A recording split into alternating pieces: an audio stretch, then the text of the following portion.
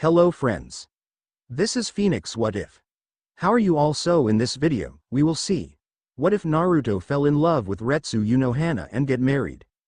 But before we start, if you want more amazing stuff like this, then be sure to subscribe to our channel and like this video.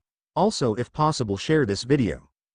You wish to see me Yamato-sama, a woman with long black hair hanging in front of her. She had on a caption cloak with 4 on the back. She was standing in front of a very old and tired-looking man. The man was sitting on a throne-like seat with both hands in front of him on a wood walking stick. Yes. It seems that a large amount of deaths have happened in the last hour. I want you to go with caption Yoruichi here to look into this. Yamato nods to the woman standing next to her. Where are we going, Yamato-sama? The woman with the black hair asks. The elemental nations.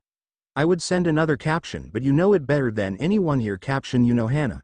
Caption Yamato told her. Unohana shifts just so slightly, only Yoruichi catches it. Unohana only has been there once before for 10 years on a long-term mission to look in the vanishing Vasto Lord that had been happening there. She remember when in time only one of them lived, then a human foolishly split it into 9 beasts. Just by being split made them weak. A different animal ate each one. A raccoon, a cat, a turtle, a monkey, a horse, a wolf, a beetle, one that somehow were eaten by a bull and an octopus at the same time, then lastly a fox. Out of all of them, the only one she ever saw was the fox. She still remember it. The Kyuubi is what made her come home, since she no longer had a reason to stay there anymore. Every will Yamato-sama. When do we leave? Unohana asked, still feeling uneasy about going back there. She did not tell anyone, but she lost too many things 5 years ago. At once. The people you are looking for we believe are called the Uchihas, Yamato told them. Both Yoruichi and Unohana bow before leaving. So Unohana want to tell me why you look like you want to kill caption Yamato? Yoruichi asks as they make their way to the Senkaimon. Yoruichi-san, I would like if you do not ask about my personal life. Unohana tells Yoruichi, making said person eyes get big. Never in her years of knowing Unohana did Yoruichi see her act this way. Once at the Senkaimon, Unohana mumbles something, making it open. Unohana was the first to step out of the Senkaimon, overlooking a village. Looking up at a cliff, she saw 4 faces carved into it. Looking at the one at the end, Unohana smiles. Yoruichi walks out a few seconds later to see Unohana looking down at the village. Yoruichi-san, can you go looking for the lost souls? There is a place I would like to visit first. And one last thing. The living here can see us, Unohana said before vanishing. Yoruichi let out a sigh before getting to work. Unohana reappear in front of a stone. Looking down at the stone, she only saw one of the 2 names she was looking for. She turns when she feels someone walking up behind her. Standing behind her was a small 5-year-old boy with blonde hair and blue eyes. Next to him was a woman with long flaming red hair. The woman looks at her in first shock, then in anger. The boy was just looking at her for the first time, trying to understand why she was dressed that way. You showing your face here? The woman yells at Unohana. Leave, Unohana. I do not know why you are here. But Minato would be greatly disappointed at you for leaving. Kushina, I'm here because of the death of the Uchiha clan, and to visit my husband and son's grave, Unohana told the woman. Your son is right here. You left him to the village. If I did not know about him, he would have been dead within a week. Kushina kept yelling at Unohana. Oh, could he have died if his body was already destroyed by the ceiling? Tell me, Kushina, why do you make me relive this again? Unohana said as she pulls out her Zanpakuto. Kushina pulls out 2 pieces of papers. Unohana, you may not believe me.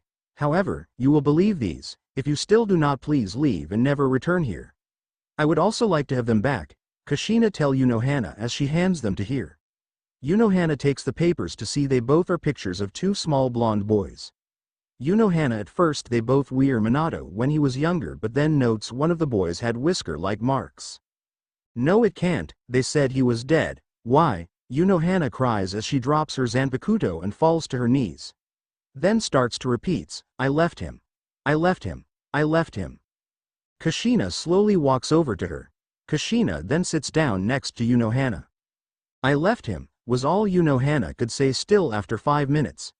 Kushina felt someone land near. By turning she saw Yoruichi standing there looking pissed off.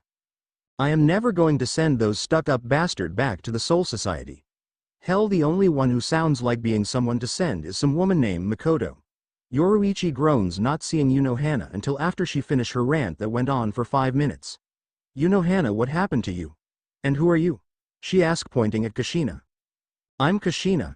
Kushina answers before helping Unohana up, and right now Unohana is having a mental breakdown, after finding she had the worst prank ever pull on her. If you could help me, we can take her back to the compound. Okay. Yoruichi says as she helped Kushina move Unohana. Within minutes all three of them were moving over the rooftops at high speed, not caring if they run over a few Anbu and other ninja on the way. Landing outside the compound gate, Kushina made a hand seal to open the gate for them. Once in, Yoruichi notes the ground was covered with plant life. Right behind the wall was an open field with bushes in random places. A few yards back was a forest with a trail leading through it. Yoruichi notes that the trees seemed to be overly large than they should have been. Once through the forest they came upon a large pond. No, make that a small lake with an island in the middle of it with a large house. Getting close to show, the house was just sitting on the other side of the pond. I am not talking about the pond that sits between the USA and Great Britain. Half of the house was sitting over the water. You said this was a compound. So far I have only seen one house. Unless everyone else lives in the trees, Yoruichi states, more than ask. They do, Unohana moans, speaking for the first time in 10 minutes. This is the Senju compound. Why are we here? Because Tsunade-san wanted her grandson close to her to keep him safe, Kushina said as they cross a small wooden walkway over the pond. Yoruichi now notes the house had what looked like a greenhouse running all around it. The house was 2 stories tall. The second story was painted a cage red. On one part of the roof was a widow walk. Walking into the greenhouse, Yoruichi let out a gasp, seeing all different kinds of flower and herb growing. She spots a few that she knew of, but most of them she had never seen before. Who takes care of all of this? Yoruichi asks, still in shock. Naruto-kun. He loved to garden. It took him a year to get it like this, but he really does have a green thumb, Kushina said with a hint of pride in her voice. Kushina led them into a sitting area. The area looked larger than Yoruichi family meeting room. The room took up almost half of the first floor, not counting the greenhouse. Looking to her right, Yoruichi spots what looks like an eating room of some kind. Kushina lays Unohana down on one of the couches in the room. Then leaves, saying she was going to find everyone. Yoruichi, who never likes sitting or standing, for that matter, still for longer than need, starts to walk around. She soon found herself out in the greenhouse again. Only this time she saw flowers everywhere. Sitting in the middle of the room was a woman with blonde hair who looks like in her 20s, reading to a small boy who was sitting in her lap. The boy was holding a small fox with what looked like 9 tails coming out of it in his hand. Near them was what looks like a small teapot. Staying back, Yoruichi watched them. You can join us if you wish, the woman said without looking at Yoruichi. Yoruichi's eyes got big at this. If you wonder, I knew you were there as soon as you came into the room. Now please take a seat. Yoruichi took a seat across from the two. Now being closer, she notes they both had the same hair color. However, the eyes and the face were different. The woman had honey color eyes where the boy had blue. He also had what looked like whisker marks on each cheek. Naru-chan, is you going to say hi to our guests? The woman asks the boy in her lap. I was going to Ba-chan, the boy says with a playful pout, looking up at the woman. Looking back at Yoruichi, he gives her a fox-like grin. Hi, I'm Naruto, the next Hokage, and she's my Ba-chan. Nice to meet you, Naruto-kun, and you too, Ba-chan. I am Yoruichi Shiwan, captain of Squad 2, Yoruichi says with a playful smile. The older woman smiles softly. I'm Tsunade Senju. Now do you know the captain of Squad 4 by chance? Yes, she came with me. Why? Yoruichi asks. Naru-chan, go and play outside for me, Tsunade asks Naruto, who pouts. But Ba-chan, Kushina Obasan was supposed to take me to see Odo-san tonight, Naruto whines at her. I will take you tomorrow, okay, now go, Tsunade said, giving Naruto a small push. Naruto mumbles something before leaving. Yoruichi notes Tsunade seemed to let out a breath as soon as he was gone before taking a pill of some kind. Yoruichi's eyes narrow at this. You want him out so he would not see you like this, Yoruichi states. Yes, I do not need him to believe he is going to lose another family member. He has lost too many already. In addition, here I am the greatest medic alive and I cannot find a cure to the poison. The only one who probably cures me would be his mother.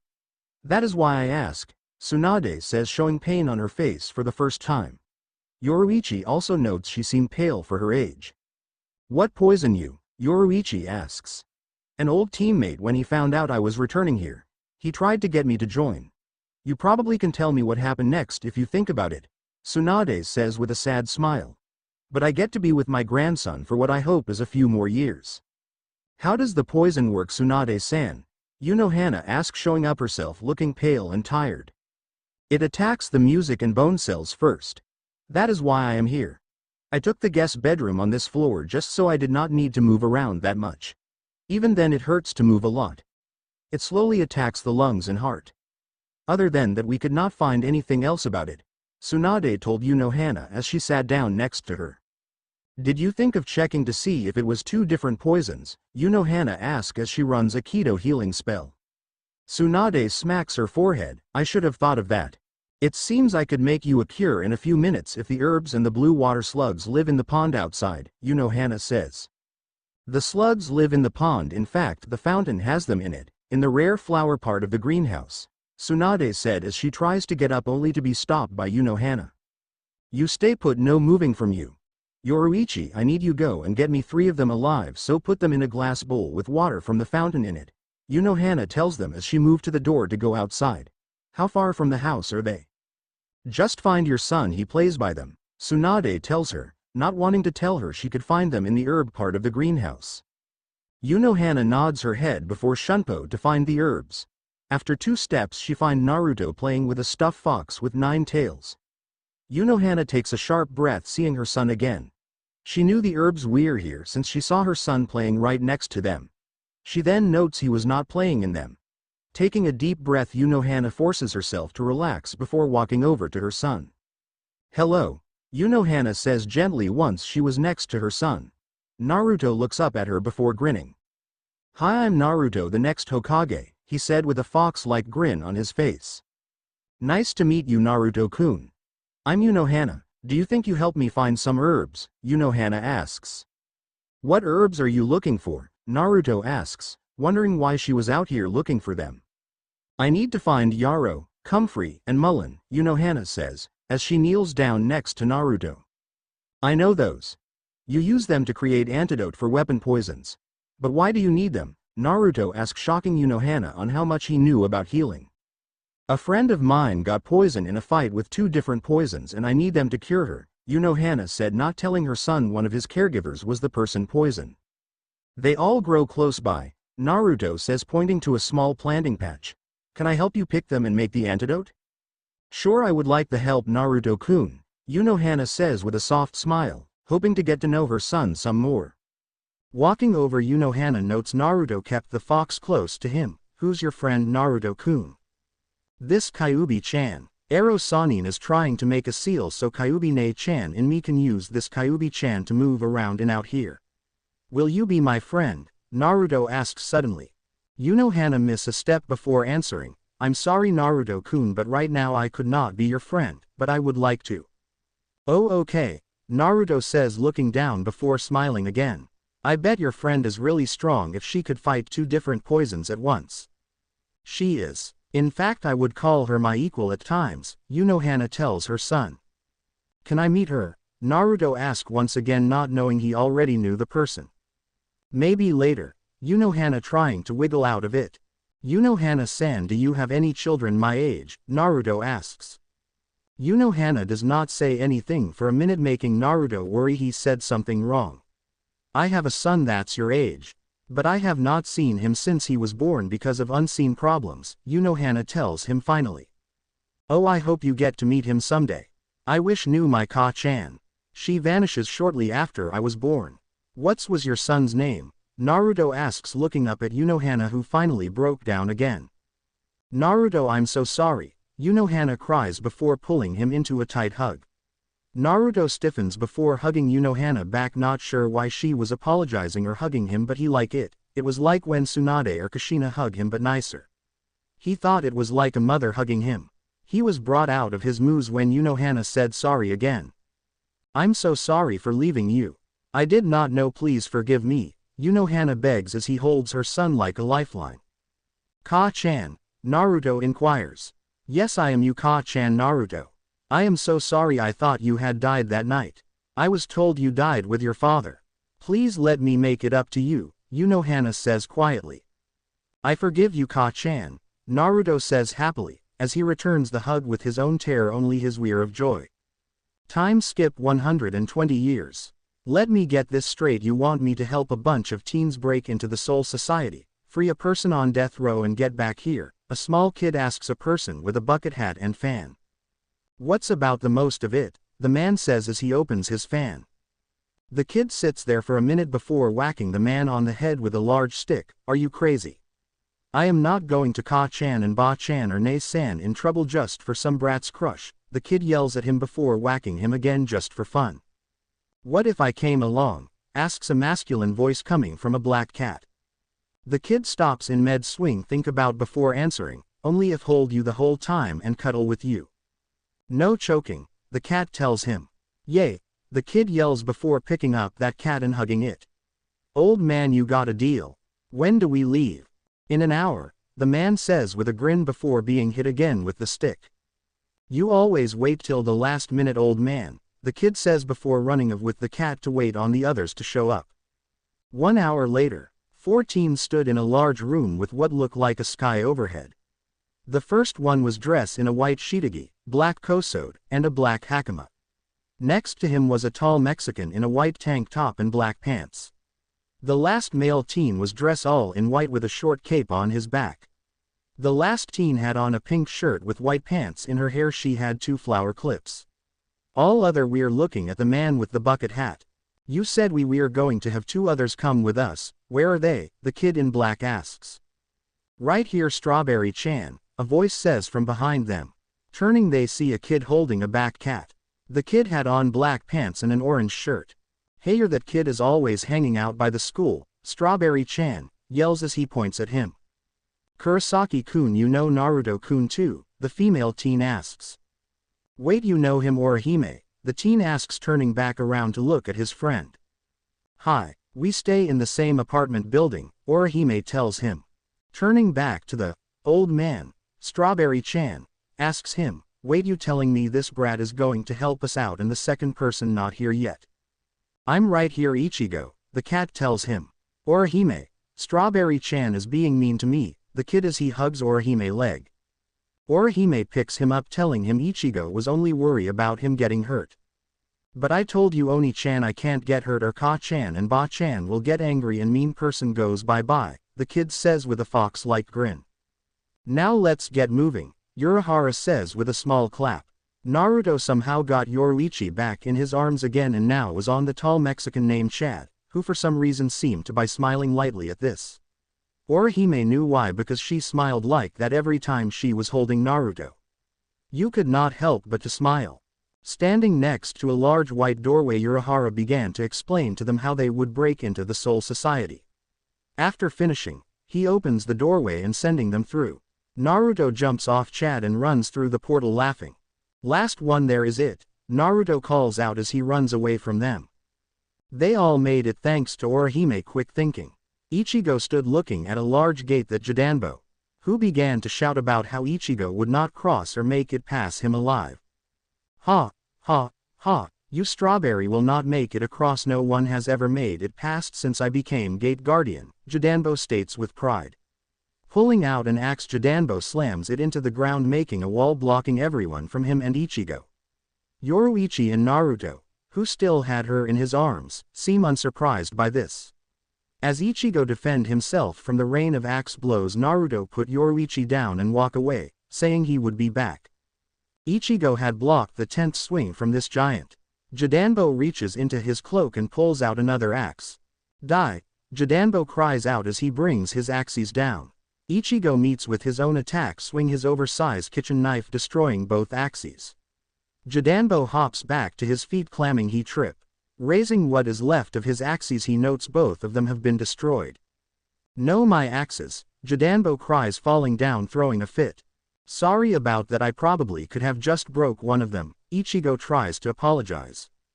You are a very honorable man. I will open the gate for you, Jidanbo says with tears of joy now. Squatting down, Jidanbo lifts up the great gate only to start shacking in fear for who stood on the other side. Ichigo walks around to see who it is. Standing there was a man with a fox-like grin, silver to lime green hair. He had on a Squad 3 cloak. Jidanbo, what are you doing? Do you not know the rules? If you lose then you die.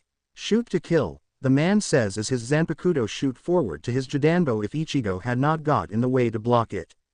This sends both of them flying back out of the gate. Ichigo looks back at the closing gate to see the man wave, bye-bye. Wham! The gate was close.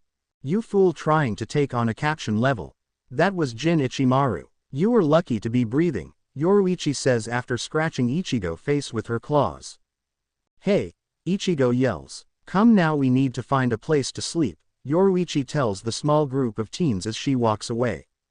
There will be flashbacks. The teens were sitting down around a small fire with a teapot over it. They had just found Naruto 2 hours ago. Flashback. Yoruichi was leading the way, hoping to find Naruto before nightfall. Yoruichi spots a ramen stand. Let's check the food stand. If Naruto is anywhere he will be there, Yoruichi says, walking into the stand to see Naruto sitting on a stool talking to the owner. Come on, old lady, you got to know where it's at, I left it with you, Naruto says, looking dead in the eye of the owner of the stand. The owner looks right back at him before speaking. I sold it. Need the money, she says with a grin.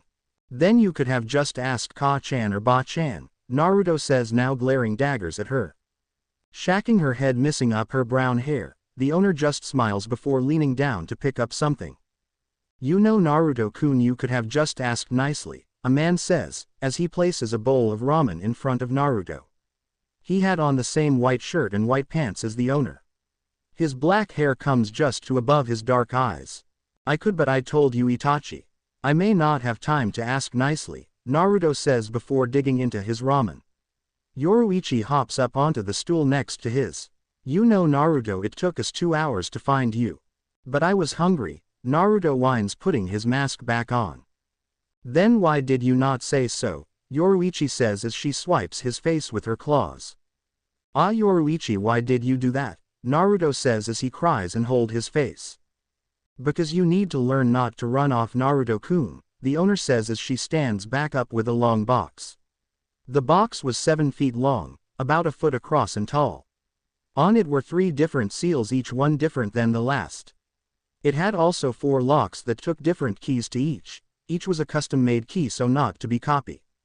The box itself was made out of sakura wood. Engraved on it was a dragon inactive. Thank you, Ayame-ne-chan, Naruto says as he tries to pick up the box. Ichigo picks it up for him, wanting to find a place to stay and plan their next move. Come on, let's go, Ichigo says as he leaves, not caring. Naruto waves by before following. Yoruichi bows her head before leaping onto Naruto's head. How many more do you need to get? Yoruichi whispers, not wanting to be overheard. Naruto holds up one finger, then he makes a circle on his chest, telling her where it at. End of flashback. Naruto was sleeping in the corner of the room. Yoruichi was able to sneak away to talk to the teens about their next move. Hey Yoruichi, why does Naruto want that big box? Ichigo asks. Wonder was in the box that Naruto was trying to pick up earlier. The box of his holds his Zanpakuto.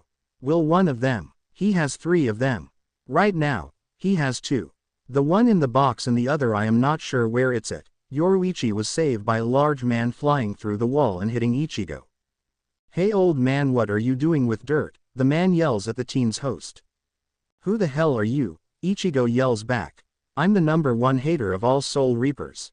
And my name is Ganju. Ganju yells. Now get lost before I beat you up. Bring it, pig boy, Ichigo yells back as he reaches for his sword on his back. Ganju just smiles before being hit straight in the face.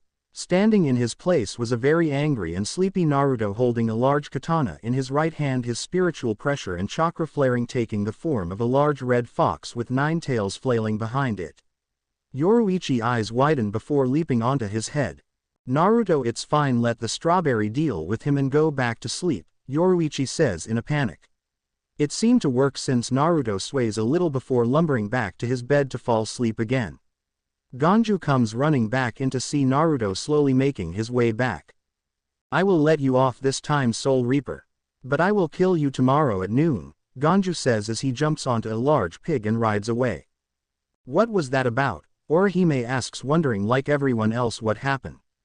I'm not sure, Oryu says as he pushes up his glasses.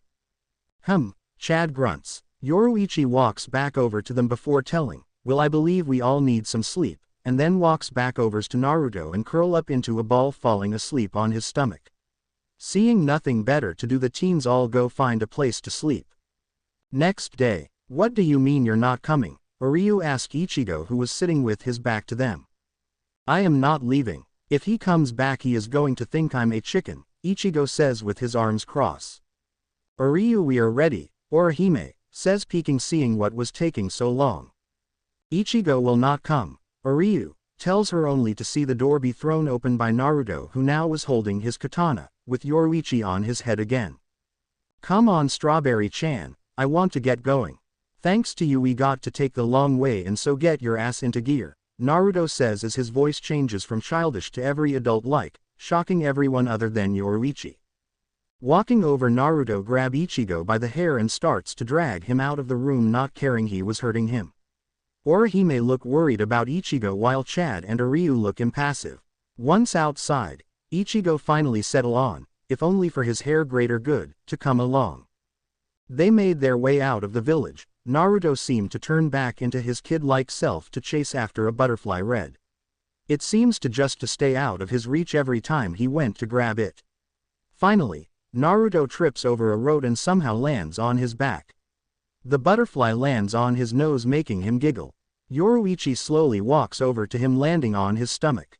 The sooner we find Kukaku, the sooner you can go and play, Yoruichi tells him as he sits up watching the butterfly leave.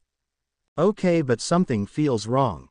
When we get in I am going to go see Ka-chan and Ba-chan, Naruto says as he stands up, picking Yoruichi up and holding her in his arms. The teens stood waiting for him. Seeing this, Naruto runs up to them smiling. Orihime smiles back before Ryu starts leading them again. Naruto smiles, drops for a minute, then returns a minute later. Elsewhere, 1 minute before, a red butterfly lands on a branch to rest for a minute. Soon a throwing knife rips it in half. Stepping out from behind a tree steps Naruto. Seeing the butterfly still trying to flap its wings a few times before stopping. Stepping closer, Naruto notes smoke rising from it. Aizen, you should know better than to try and outsmart a fox, Naruto says before popping. Back with the group and the real Naruto. It seems he is using human arms to hold it up, Yoruichi state the obvious. They were looking at a small house with an overly large chimney. In front of it were 2 arms holding up a banner stating who live here. Walking up to the house, 2 large men land in front of the group. Both had red hats with white tassels on it. The one on the left had on a white shirt while his friend had on a yellow shirt. What weird looking people, the one on the left says. One looks like a Shinigami, the other one states. We shall not let you pass, the first one says. Ichigo reaches for his sword on his back when Yoruichi leaps down from Naruto's arms. Yoruichi slowly walks to the front of the group. Yoruichi dono, the man states more than asks. We came to see Kukaku, Yoruichi tells them. We need help. Naruto seems to be standing behind Chad, not wanting to be seen. Then follow me, the man in the yellow shirt tells them. With Yoruichi in the lead following the man, he leads them down a long set of stairs. At the bottom, they come to a long hallway. Stopping outside a door, the man kneels down on one knee. Kukaku dono, Yoruichi dono, and friends are here to see you, the man says through the door. Okay, let them in, a female voice replies. The man grabs the edge of the door and pulls it open, always staying out of sight. Yoruichi slowly saunters into the room. In the room, lying about, was a woman with black hair. Over her hair were bandages. She also has a red robe showing some of her bosom. She also is wearing a white skirt. Where her right arm should be is a prosthetic arm. In her left hand is a smoking pipe. She watches as they all walk in and kneel down waiting. Yoruichi sitting on her hunches a few feet ahead of them. Naruto was still behind Chad, who still hid him from view. Nodding his head, Naruto climbs up Chad back, then makes a leap at the woman lounging in the pillows, yelling Kukaku Obasan, who only smiles at this. Right before he can tackle her, she grabs him out of the air. "Hello Naruto-kun," Kukaku says as she gives Naruto a hug, which he returns. "Hi Kukaku Obasan," Naruto chirps back as she places him in her lap.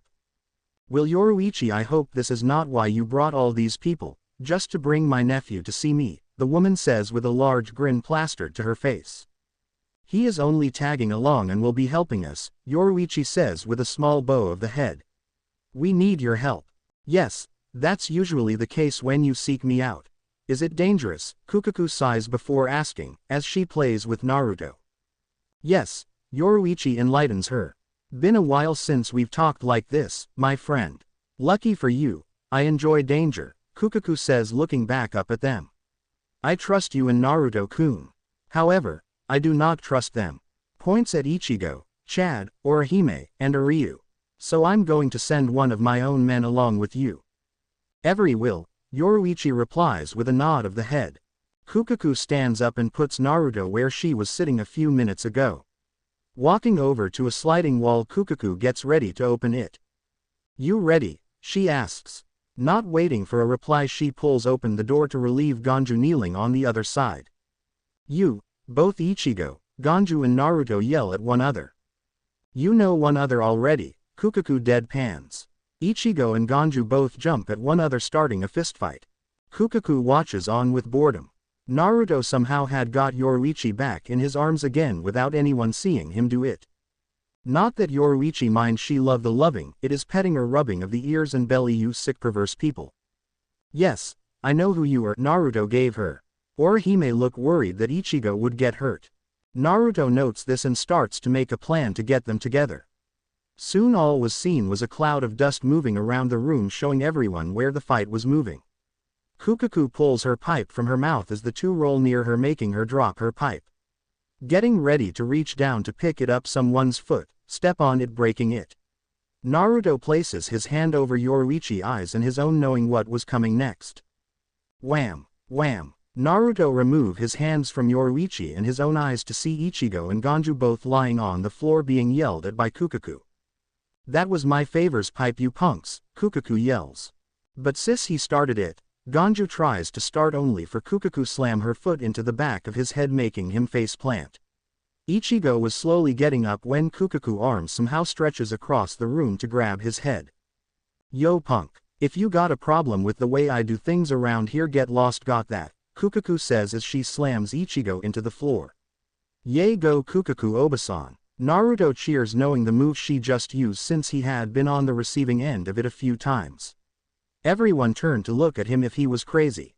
"Okay, listen up and follow me," Kukaku tells them as she start to walk out of the room, as the teens plus Ganju and Yoruichi follow her. Naruto looks around the room before running off to find something to do. Walking around the house, Naruto finds himself back outside, looking at the two men that met them earlier work on a crank of some kind. Feeling the ground move, Naruto looks down to see the chimney start to break and turn into a large black cannon. Naruto leaps back and watches with awe as the cannon rise from the ground before stopping. Standing at the base of the cannon was Kukaku crew. "This is no time for jokes. I do not know what type of technician you are, but shoot us out of that thing." "It's impossible," Ryu yells at Kukaku, who throws a weird ball-like object at him, bouncing it off his head into Ichigo's hands. "What's this?" Ichigo asks, looking at the ball. "It's a spirit core," Kukaku tells him as she points at it. "Hold on to it and give it your spiritual energy." Ichigo looks at it. "Oi, how do I give it spiritual energy?" "Huh," Kukaku says in shock. "Ganju, show him." Ganju once again began to fight over the core. Naruto, watching, thought it was some sort of a game, so running up he grabs it right of Ichigo's hands. "Yay, I am winning," Naruto says as he runs around with the core over his head, making Ichigo and Ganju both give chase after him. Kukaku watches this, wondering how long Ichigo and Ganju would last. An hour later, Ganju now was crawling after Naruto. Ichigo was still running after him, still not sure how he was able to stay so far ahead of him. Coming up to the 3-hour mark, Ichigo was now laying on his back, eagle spread. Naruto was standing over him with the core still in hand, looking down at him. "Come on, Strawberry-chan, I still want to play," Naruto whines. Ganju was slowly getting before trying to sneak up on Naruto. Lunging, Naruto sidesteps it, making Ganju crash into Ichigo. Kukaku, growing tired of the game, walks over to the three. "Naruto-kun, can I have the core please?" Kukaku asks, not wanting to hit him over the head and suffer the wrath of his mother and grandmother. "Okay, but you got to play with me later," Naruto says as he hands her the core, then runs off to find something to do. "How, pant, can, pant, that, pant, kid, pant, have, pant, so, pant, much, pant, energy. Pant," Ichigo asks as he tries to breathe normally once again. Because what happened the day he was born, Kukaku whispers to herself, and Yoruichi, who was on her head. "Okay, you forbrot's time to train, since Ganju here could not show you, I will." Yoruichi hopes to the ground and walks away as Kukaku begins to channel her spiritual energy into the core, making a bubble form around her. "Now you know what it looks like, you should be able to make one. Take them away." Kukaku turns her back to them as the two large men that they met when they got to her house carry them off. Looking up at the cannon, Kukaku lets out a sigh. Turning around, she find a person in his early 20s. "This was not the sort of play I thought you had in mind," Kukaku says with a playful grin.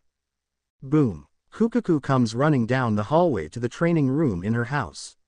The teens follow behind her, wondering why she was wet and had flaming red hair now.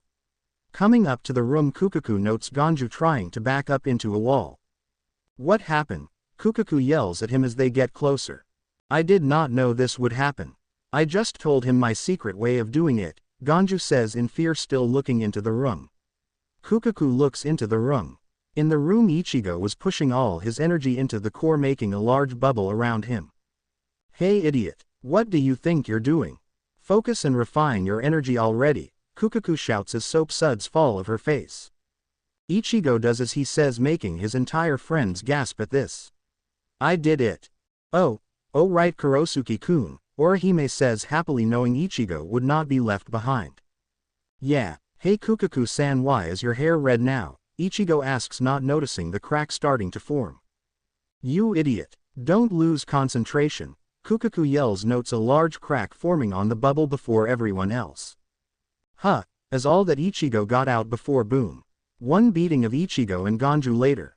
"You have your work cut out for you," Kukaku says to Naruto, who was petting Yoruichi as he sat in Kukaku lap again.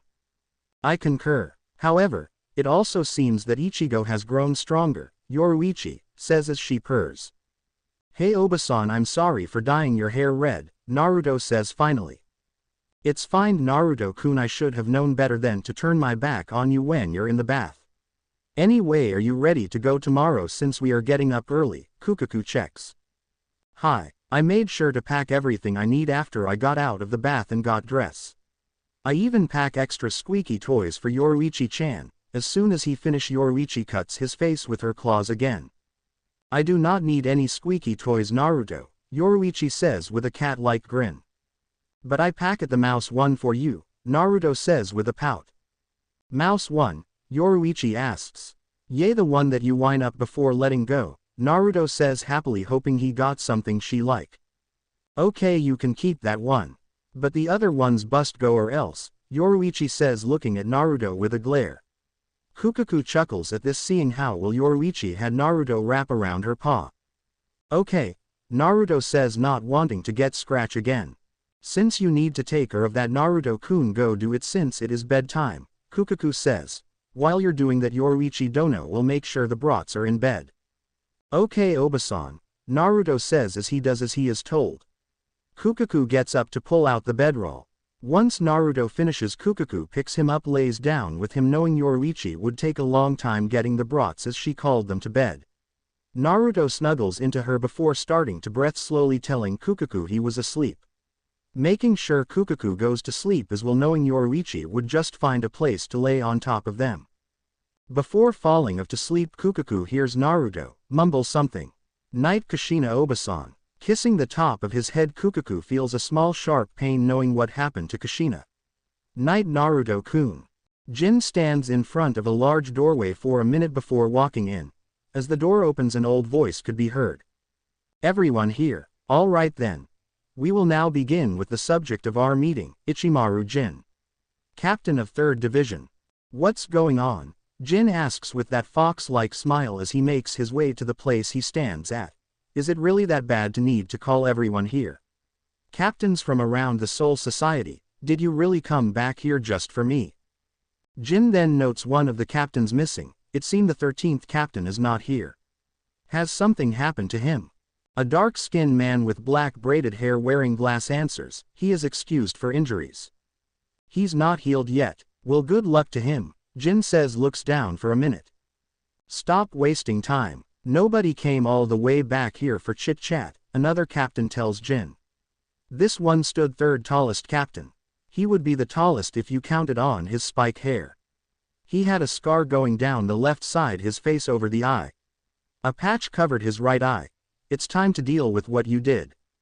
You did not kill your target, another captain, this time with white and black face paint and a weird-looking hat, told him. I thought I did, Jin replies. This starts up a whole argument until the head captain yells. Before he could go on, alarms start to go off all through at the Soul Society. All the captains look worried and began to make their way back to their squads. 4th squad captain stays for a minute. You know, captain, if he is with them. My squad and I will not aid you. I also feel a few other captains will not join you either to stop him, Unohana tells him softly. I understand. I ask you just help those who need it. If it comes down to it, I will fight him, the head captain tells her. Unohana smiles before leaving. On her way, she sees a blonde woman with a vice captain armband on her right arm. The woman was leaning up against a wall waiting. So, Captain Unohana, what do we do now? The woman asks, as she looks around with her brown eyes. Tsunade-san, how many times does I tell you not to call me that? Unohana says to her friend, mother-in-law, and vice captain. Fine. So what side are we going to take if your son and my grandson show up? Tsunade asks. Yamamoto just asked us to heal those who need help. That way we can aid Naru-chan but stay within the laws, Unohana says as they walk back to the squad area. I am worried what will happen if he release her thou. I thought he told you, Tsunade starts. He sent her to spy on a few hollows that seem dangers close in becoming Vasto Lord. I think he does not want to deal with any or have her just make sure they understand who is top dog or fox. Then we do not need to worry about her then. But it still bothers me, the Jin was there. Knowing Naru-chan, he would make sure everyone go out okay. But they will have trouble getting in here again. Never mind, they seem to be here, Unohana says looking up at the sky. Tsunade looks up as well, seeing a large cannonball strike the shield covering them. So it does. I wonder how his trip went. Do you think he turned into a pervert? Tsunade asks with a smile. No, we have stayed here too long, Unohana says before heading inside to get ready for the injuries to start rolling in. Tsunade follows her in before getting to work as well. All over the Soul Society everyone was looking up at the large ball of energy hit the shield. Many gasped in fear and shocks as it kept pushing against it, soon passing through the shield. With the teens, we are not falling, Ichigo says. All of them hang in midair. Everyone grab one another, the tornado is about to come, Yoruichi yells at them. Naruto, who somehow gets Yoruichi once again in his arms even though he was the farthest away from her. Soon a large vortex of doom forms. Everyone starts grabbing onto one another. Naruto, seeing that Yoruichi would need to keep an eye on everyone, throws her at Chad, who throw Orihime but thanks of slip up with Yoruichi landing on his shoulder. Orihime goes flying at Naruto instead of Uryu. Uryu for himself is the first to be pulled in, followed by Yoruichi and Chad. Ichigo and Ganju go next with Naruto and Orihime. Naruto, using his powers, gives him and Orihime a better chance at getting close to Squad 4 before anyone finds them. Orihime grabs Naruto before summoning her powers to make a large triangle-shaped shield for them to land on right over Squad 4's officers' quarters. Orihime is knocking out by the blow, making Naruto carry her inside. Placing her in the captain's room, Naruto goes running off. Reaching the hospitable, Naruto starts sneaking around. Finds a changing room. Looking in, he thanks Kami, it was the men's. Looking through the lockers, he finds some clothing. Making a weird hand sign, Naruto is covered in a cloud of white smoke. Once the smoke clears, in the place Naruto stood was a man about 20 or so. He had the same whisker-like marks as Naruto, but his hair was much longer, and had a few red highlights. His hair reaches the base of his spine. Pulling out a small ribbon, the man ties his hair in a lost ponytail. Looking around, the man slips on the clothing he stole, making him look like any other Soul Reaper running around. Picking up the katana, the man ties it to his left hip before leaving the changing room. Walking down the hall, the man stops in front of a paper sliding door. Looking down at either end of the hall, the man opens it and walks in. Unohana hears the door to her office open and looks up to see the blonde-hair man. She smiles at him as she stands up. I was wondering when you would show up, Naru-chan. Sorry, but we had to take the long way since Strawberry-chan rushed in, not thinking, Naruto says, hugging his mother. Anyway, his girlfriend is out cold in your room since I thought it would be the safe place to hide her. Unohana leans up a little to kiss him on the cheek. That's fine, I will send the third seat to check up on her. That's Azane Onichan, your next lieutenant if Ba-chan ever takes the captain test, Naruto says as they sit down in case someone walks in to make it look like a meeting, but we both know she will never do that. Yes we do, and very good on remembering who Azane-san was, Unohana says with a soft smile. Anyway, did you enjoy your trip? Yes, I was able to meet up with Yoruichi and the old man. Though they did have to blackmail me to get me to join Strawberry-chan. Other than that, I enjoyed it, Naruto says with a large smile. Good, Tsunade is working in R4 right now, go give her a hand. I will go take care of our guests, Unohana tells him as they both stands up. Oh, your room is still empty if you need a place to stay. As it for Orihime-san, Naruto tells her, knowing his room only a few people could get into. I will stay as a kid until need be. But I will stop by Ba-chan first. Still having the nightmare then? Unohana asks. Yes, as all Naruto say before leaving. Unohana sighs before going to check on their guests. On her way she stops at the head desk used to check non-emergency in. Azane-san, can you come with me? Azane looks up from her look. Her silver hair hang to the side into long braid. The rest of her hair was in a mess. She had 2 long red tube earrings, one hanging from each ear. Standing up, she stood over Unohana by a good foot. Hi Unohana-sama. Good, please, this way, Unohana tells her before leading her back to the officer quarters. Once there, Unohana heads straight for her room. Opening the door, she finds Orihime still sound asleep on her bed. Azane-san, I need you to take care of our guests here. No one is to know about her other than Tsunade-san and me, Unohana tells her with her scary smile. Moving over to her bed, Unohana runs a few scans on Orihime to see if anything was wrong or just knocked out. Seeing nothing wrong, Unohana places her hand on the girl's forehead. After a minute, Orihime's eyes start to flutter open. Looking around, she sees 2 women near her. I am glad you are awake, Orihime-san, Unohana says. First, bring the girl's eyes back onto her. This is a nice room for a prison, Orihime says, making a Azane face plant to the floor. Unohana smiles at this. This is my room. I am Unohana Restu Namikaze. This here is Azane Katetsu. She will be keeping an eye on you, Unohana tells her with one of her scary smiles, making sure she understands. Orihime's sweat drops at this as she nods her head dumbly. Her face changes after a minute as she hits her fist into her open palm of her left. Do you know a Naruto Restu Namikaze? Orihime asks. Yes, he is my son, Unohana says before leaving. Orihime looks at Azane with her jaw on the floor, making Azane giggle a little. Slowly coming back to her senses, she lets out a loud yell. Once she calmed down, Azane smiles shyly at her. Is there anything I could get you to eat, Orihime-san? No, I'm good, Orihime says before her stomach lets out a loud growl. This way, Orihime-san, let's get you something to wear as well to keep you from standing out. As they walk down the hallway another way, he has 2 zanpakuto hanging from his hip. The man stops in front of a door with a paper seal on it. Orihime stops to watch him, wondering why he did not say anything to her. Biting his thumb, the man runs his thumb down the seal, leaving a small trail of blood behind. Turning, he walks past Orihime and Azane, again nodding as Azane before leaving. Orihime then notes that he was just a little bit taller than Azane. Azane-san, who was that? Orihime asks, wondering what happened. That was Naruto. I wonder why he removes the safety seal on his room. Azane mumbles the last part. That can't be Naruto-kun. Naruto-kun is only 5 years old.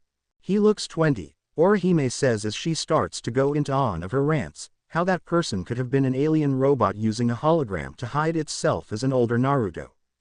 Azane was tempted to tell Orihime that Naruto hides himself as a 5-year-old or some young-age child because great things come in small packages. There was another reason, but she would not tell anyone unless Naruto told them first, even on pain of death. Everyone who knew him would die first before telling anyone about him. She remembered the 12th squad captain trying to find a file on Naruto since his name came up on 2 different captains' files. He even tried using truth potion on her since he figured she would be the easiest to break. Azane almost bite her tongue off if Unohana had not shown up with head captain Yamamoto and Tsunade. She later found out he ended up in a coma for 6 months thanks to Tsunade and Unohana. After that, no one asked about him again. Though it did seem Aizen snoop around trying to get a little information on him but always stop when told to. With Naruto made his way down the streets heading to a tall white tower. On his way he stops off at Squad 2 training ground. Sitting in a tree he watches as the squad not out searching for him and the rest of the teens train under the watchful eyes of their captain. Soifun kept yelling at her men to do the drill faster or do it better. Naruto shook his head seeing this division was supposed to be the best at stealth, but here he was sitting in the middle of an army of assassins in a tree. Naruto looked closely at Soifun one last time, before leaving. Making his way to the tower, Naruto feels a large amount of spiritual pressure aim at him. Standing there, Naruto starts to grin like a fox. "Come out, whoever you are," Naruto calls out to the person hiding. Leaping down behind him stood Soifun. "So what can I do for you?" Naruto asked as he turned to face her. Soifun glares up at him. Standing at 4 feet 11 inches, she was the second shortest captain to date. Her black hair hangs in 2 tails behind her. "I want to know why you were spying on me," Soifun demands. Naruto senses 30 more men and women land down near him, making sure he could not get away. Naruto just gives Soifun his fox-like grin. "I just wanted to see the best squad out there next to Squad 4. Naruto tells her as his left hand sits on the hilt of his katana in the green sheath with what dark lines that made it look like it had leaves covering it. The other one is sky blue with a silver dragon flying on it. Naruto knew blades would be drawn no matter what he said. Soifun did not say anything as she works his words over trying to find the lie in it. "What squad are you in?" she asked, knowing this was the only way to catch him. "Squad 4. Naruto lies since he made sure he could not be tied down to a squad since he did not want to get his Ka-chan, Ba-chan or other family members and squad mates in trouble if pulled a prank. Nevertheless, most who knew him knew if he was to be placed in a squad he would fight tooth and nail to be in Squad 4. Soifun picks up the lie and places her hand on the hilt of her sword. "So you're one of the Ryoka. A shame you stopped to watch. You may have gotten away with it if it was not for you middling kids." Captain, I think you have been watching. Scooby-Doo, where are you?" "A little too much," a man said behind her. "Shut up," Soifun said at the man, keeping her eyes on Naruto who just kept smiling. "So do you have anything else to say before I leave or can I go?" Naruto asks, grinning even more. "You're not going anywhere," Soifun says as he brings her sword all the way out, making everyone shift. Soifun, or should I say Shaolin Fan, when will you learn? You may be head of the stealth and assassin squad, but you're nowhere near the level of someone who ran a village that trained in the art of stealth and assassin since the age of 5, Naruto says as he draws the blade sheath in the leaf cover sheath. The blade itself was a dark green with an etching of a leaf on it. "So let's take this somewhere else then." Naruto vanishes in a shunpo. Soifun follows him, leaving behind her men who lose them. Both reappear in an open field with a forest surrounding it. Naruto just smiles at Soifun. "I am surprised you were able to keep up and follow me. Not many can keep up with me." Soifun draws her full blade before charging in. Naruto blocks 3 strikes before Soifun vanishes. Stick the flat of his blade along his back. Naruto stops Soifun from stabbing him in the back. Naruto vanishes before reappearing a few feet away.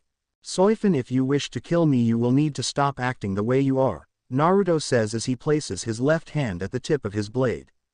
The way I act has nothing with you dying, Soifun screams as she charges at Naruto again. Naruto blocks the attack, locking both in a duel for control.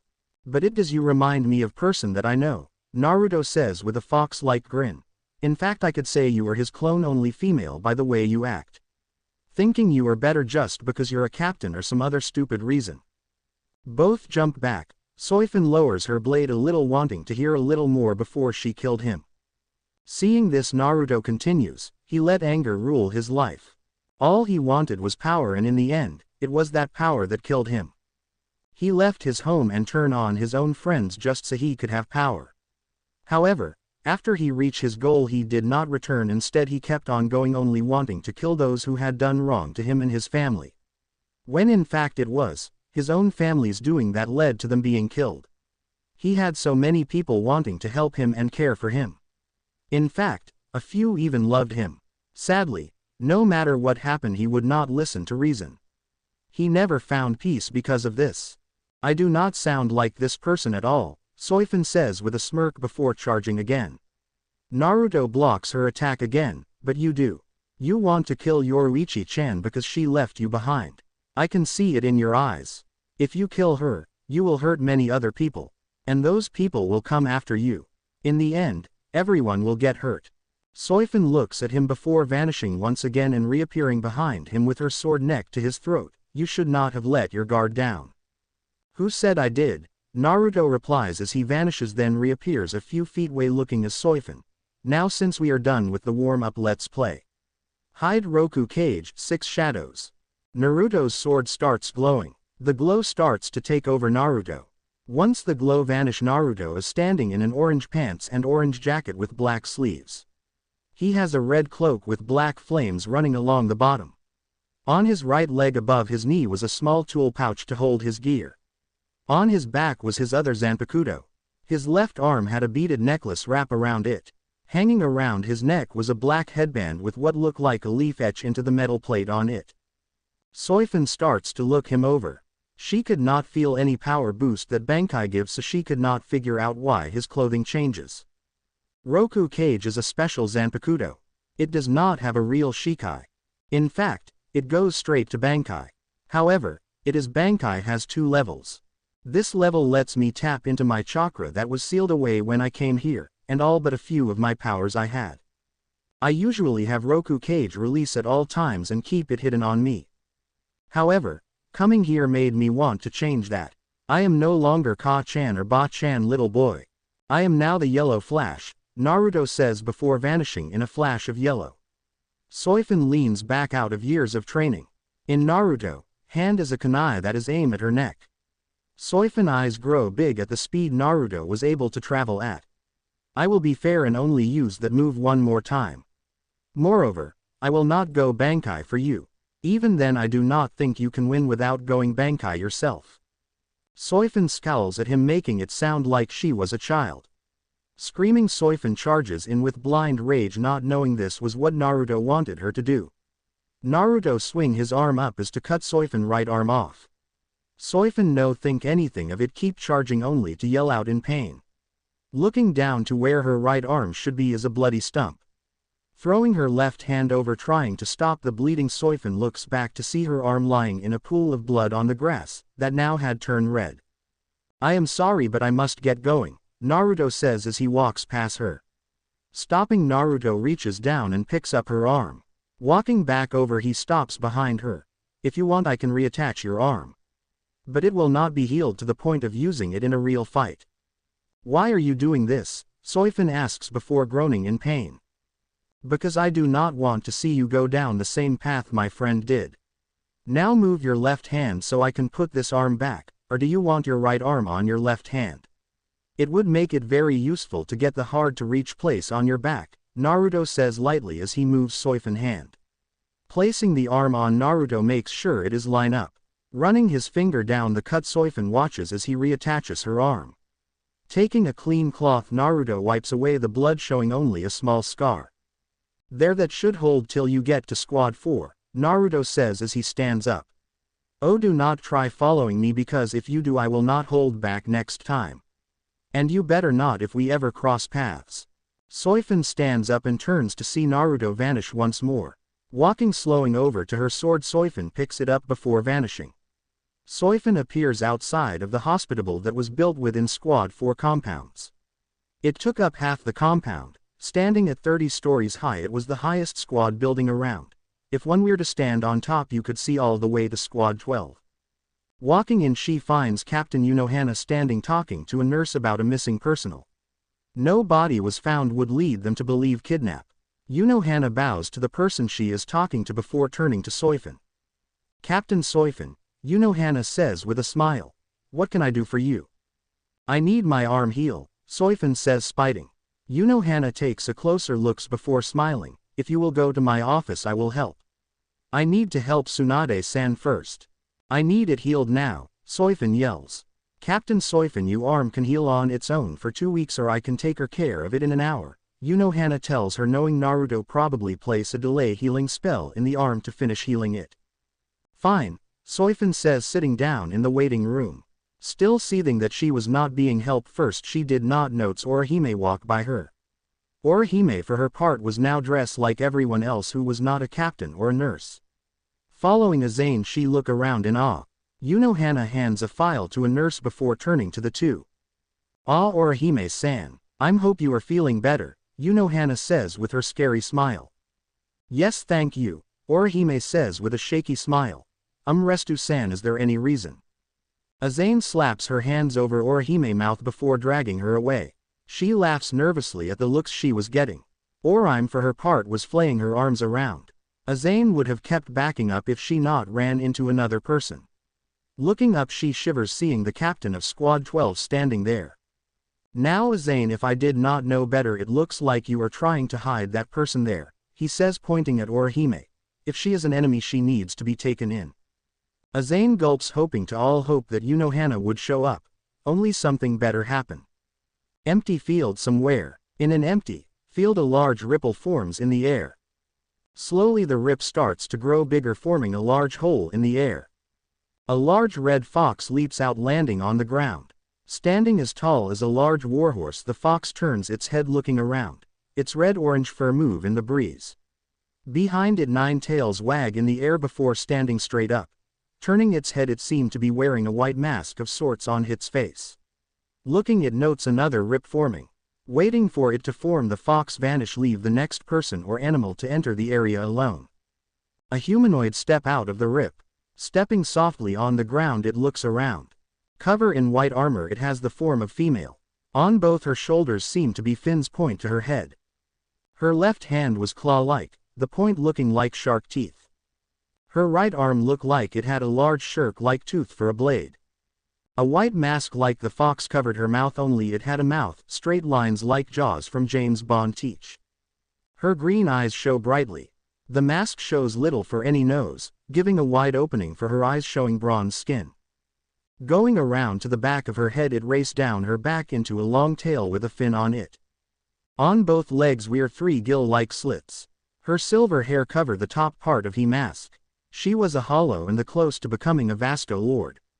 She had ran across the only no Vasto Lord alive. She had plans to devour her to grow into the next Vasto Lord. Only problem was the bloody fox seemed to be able to stay 200 steps ahead of her. Looking around the hollow, notes the fox laying down at the feet of a person standing in the shadows of a tree, hiding his face. Greetings, Hollow, came the voice of a 5-year-old. The Hollow does not move, keeping her eyes on the person as the person step into the light. Her eyes grow wide, wondering why a Vasto Lord would rest at the feet of human child. The Hollow gets ready to kill the child and the fox to become a Vasto Lord. I should warn you, Hollow-chan. Kyuubi-chan will not let any harm come to me. So why not lower your arm and let us talk, the boy says, keeping his cool. Talk then, the Hollow states dryly as she lowers her arm. Not talkative are we. Anyway, I'm Naruto, this here is Kyuubi-chan, Naruto say, petting the fox who gives him on the face, making him giggle. The Hollow takes a step back. In all her years she never seen anyone like him. Turning, she made to leave, no longer caring to become a Vasto Lord. I did not get your name, Hollow-chan. I also have an offer for you. Tia Haribel, the Hollow says, turning back to face Naruto. Chia, I like that name, Naruto says with a smile. Now the offer. Kyuubi-chan here is going to be staying with me since a war is coming. I am in need of a voice if you will and swords to make sure other hollows do not try to become Vasto Lord. I had to deal with 8 not counting Kyuubi-chan. What is your offer? Chia says dryly, make it sound like she had no emotions.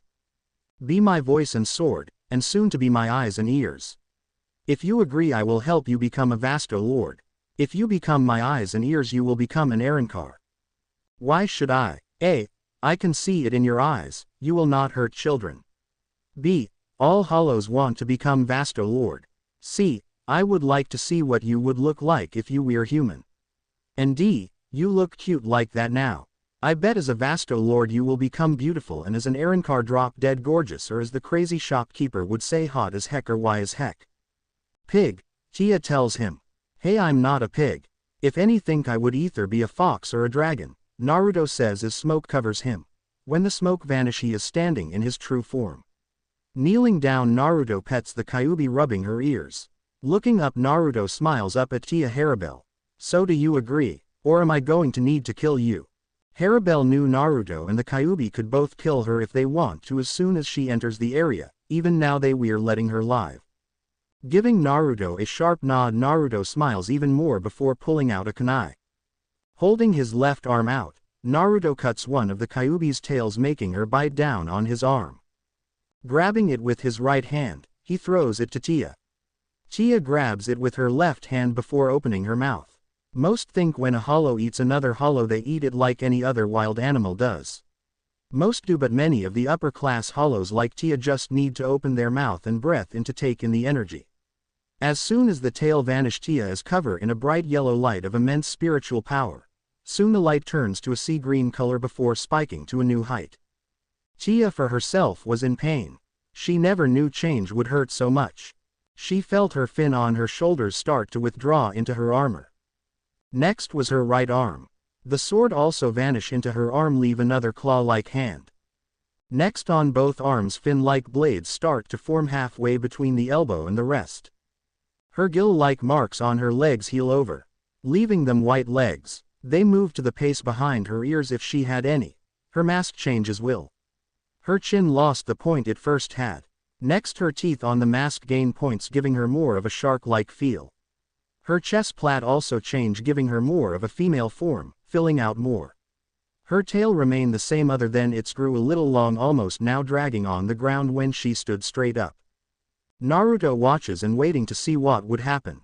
He also knew time was running out. Every captain would be running this way, and if any of them saw this he would be killed and his family would lose all the honor they had gained. As the light dies down, Naruto almost goes flying back from a nosebleed. Yep, she was going to be one heck of a bombshell as an Arrancar. With a large blush on his face, he could hear the Kyuubi yipping at him.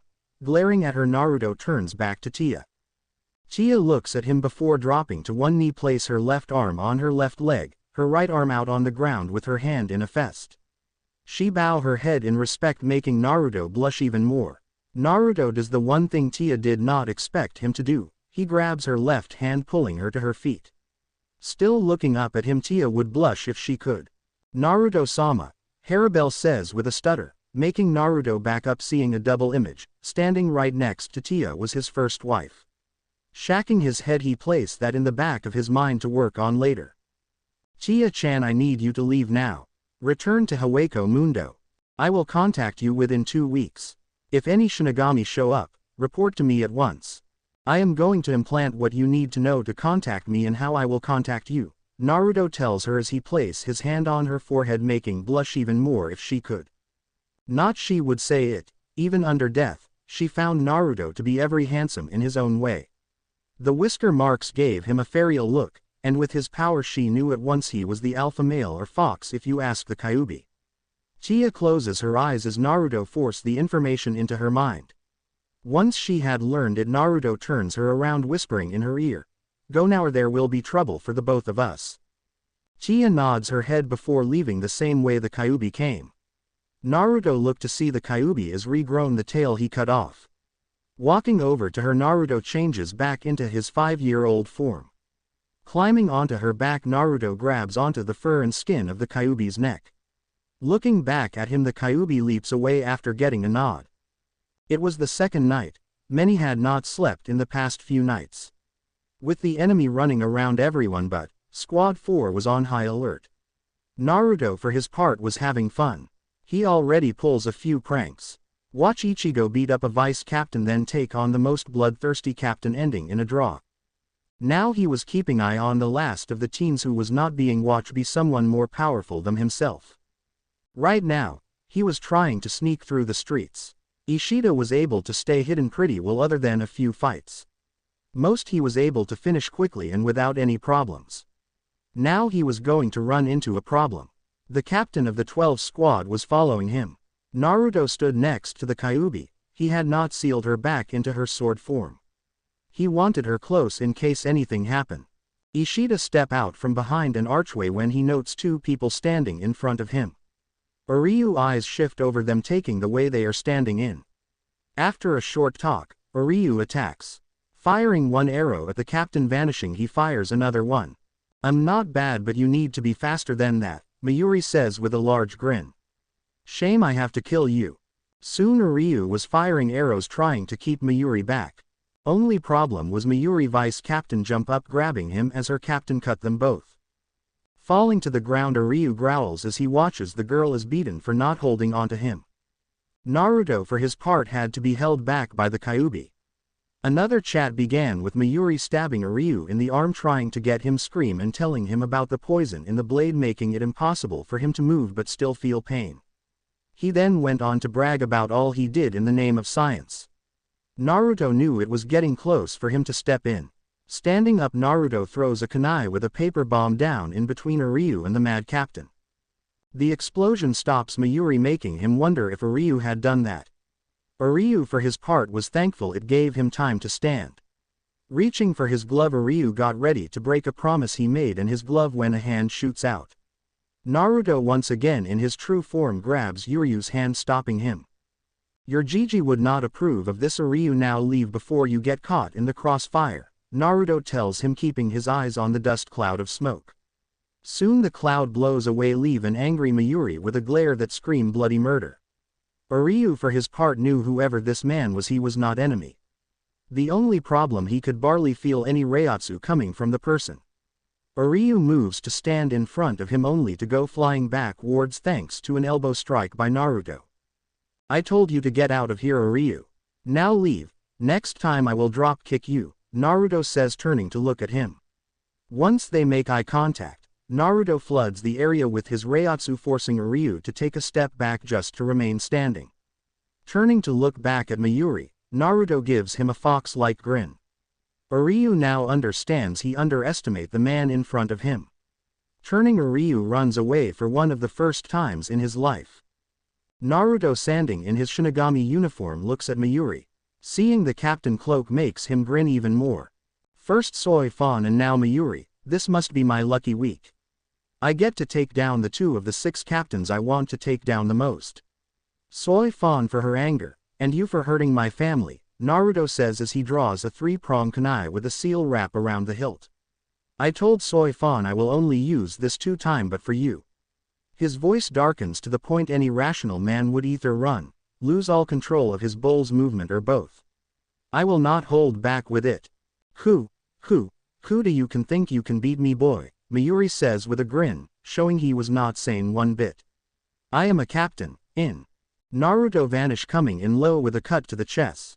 Mayuri jumps back, getting a small cut along his chest, making him wonder whom this person was. Charging back in, Mayuri hopes to get a hit so he could disarm Naruto and study him. Only Naruto did not plan to let that happen. Ducking under another cut, Naruto comes back up with a knee in Mayuri in the cecum, right above the right side of the hip bone, making him double over in pain. Shifting his weight to the leg he just uses, Naruto slams his other knee into Mayuri's face. Leaping back, Naruto takes a deep breath as he runs through hand seals. Holding the last one, Tiger, in front of his mouth, Naruto release a large fireball at Mayuri. Mayuri jumps to the side only to be forced to block another attack, this time from another katana.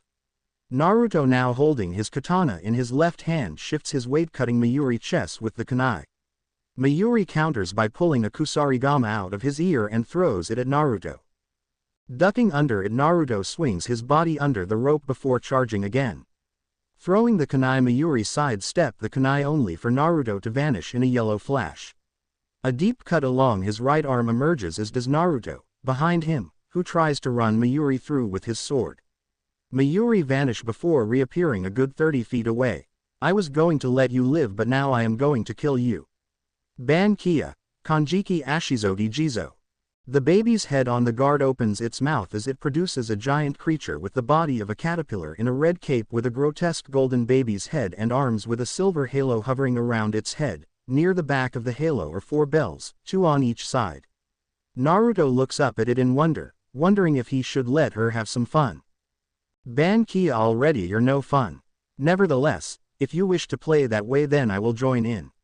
But I think I will let my third blade have the honors, Naruto says with a sharp whistle at the end. The Kyuubi leaps down next to him. Naruto rests his hand on her head before speaking again. Ban Kia, Kitsune no Subite no Kyuubi no Juo Hakai Suru. The Kyuubi glows red as it grows in size to 300 feet tall. Mayuri looks up and grins until the Kyuubi lets out a roar, thus becomes one of the many who has a sudden veils movement. Not very pretty if you were trying to sway the girl of your dreams. Naruto for his part just stood below the Kyuubi looking at Mayuri. Ban Kia. Kyuubi, see that baby-headed caterpillar? That's your new chew toy, Naruto say with a large fox grin. The Kyuubi grins before biting down on the caterpillar, destroying it in one go. Naruto vanished before slamming his fist into Mayuri's chest. Moving into a grapple, Naruto flips him over him so hard and fast Mayuri goes flying, leaving only his arm behind. Standing up, Mayuri moves to attack when another explosion goes off. As the smoke clears, once again Mayuri is standing with a large hole in his chest and gutted. Spitting up blood, Mayuri slams his blade into himself before exploding into goo of some sort and running away.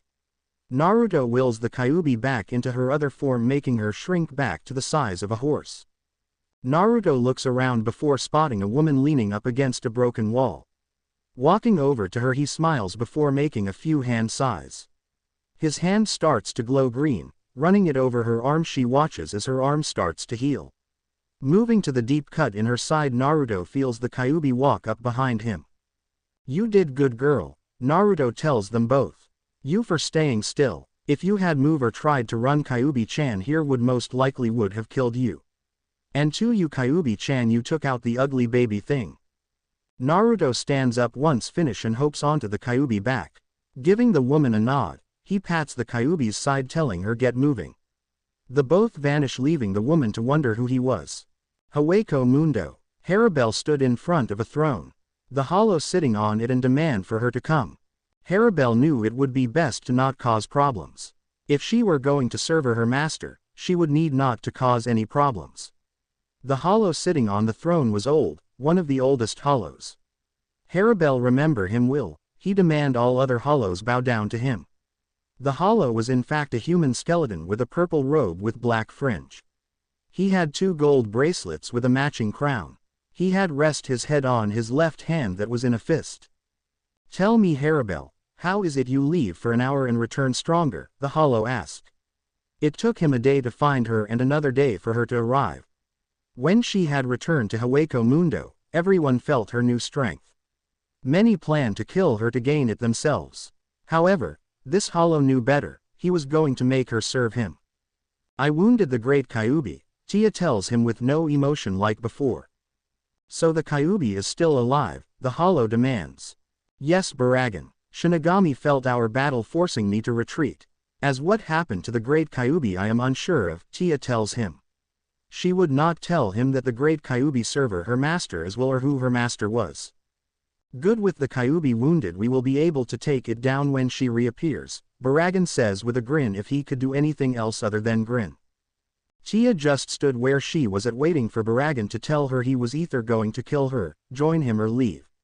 She was hoping for to leave, but at last, it was not meant to be.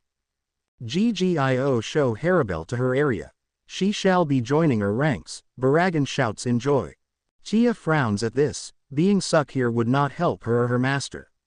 Nevertheless, she knew if she tries anything her master would not come to help her, or make it in time. Baragan looked her over one last time before telling her to leave. He began to plot on how he could use her to gain the Kyuubi for himself, then kill her to make sure no one challenge his rule. Oh yes, how he would rule everyone and every world. Haribel for her part knew she would need to contact Naruto. But he would still be in the Soul Society. She wonders if she should try to enter to find him. No, I must not show my master I am weak. If he finds me weak then he will kill me to keep his secret safe, Tia thought looking out the window of her room cell, since it had a wood bed, rip sheets, and that was it. Tia guesses it was used for more humanoid hollows to sleep in her Baragan officers. The moon remains in the sky, never moving. That is what everyone thought, when in fact there were two moons. One of the moons is from the world of the living and the other from the Soul Society. The world of the living gave of a white glow. This one gave of a bluish glow, telling Tia it was nighttime still. She never understood time here, for the only way was to look to see what color of the moon glow was. Every time she went to the human world, she could tell.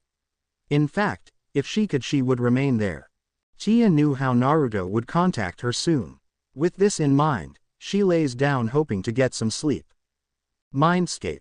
Haribel finds herself in a vast ocean of sand. Walking she comes up to a large body of water, at once she knows this is the ocean. Looking around she spots 9 figures standing on the water in front of her. 8 of them all have a white hood with the kanji of 1 through 8 on the back. The 9th figure stood in a sea blue kimono with a darker blue waves on it. The person in fact is a female, stood with midnight black hair reaching past her knees. Pale skin helped bring out her teal eyes. It seems we now have another to welcome, the first of the hood figures say with a sneer. Hush now, you lost one too many times to say anything, the figure with kanji for 6 speaks up. Look closely, she is already at the level of you, big brother. Kanji with 8 nods his head but remains silences.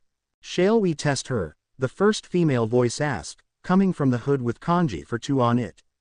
No, she already eaten some of the kyuubi, even if we went all out we would lose, the man with 8 on his back speaks. No, we teach her, show her the way and keep her safe. Then I'm out, the first one says, vanishing in a cloud of sand. The others do not move. We will speak again, Tia Haribel, but now it's time for us to leave you, the female one speaks up with a bow before the rest leave different ways. Tia turns to look at the woman standing on the water. Hello my dear, I am, the woman says. Tia looks at her in wonder why she could not hear her name. So you cannot hear my name yet? You will in time. Tia does not say anything, just remains looking at her, crossing her arms under her. You did not think your master would not send you into the lion's den without, as he would put it, an ace up his sleeve, the nameless woman tells her. So my master does not wish for harm to come to me, Tia says to herself.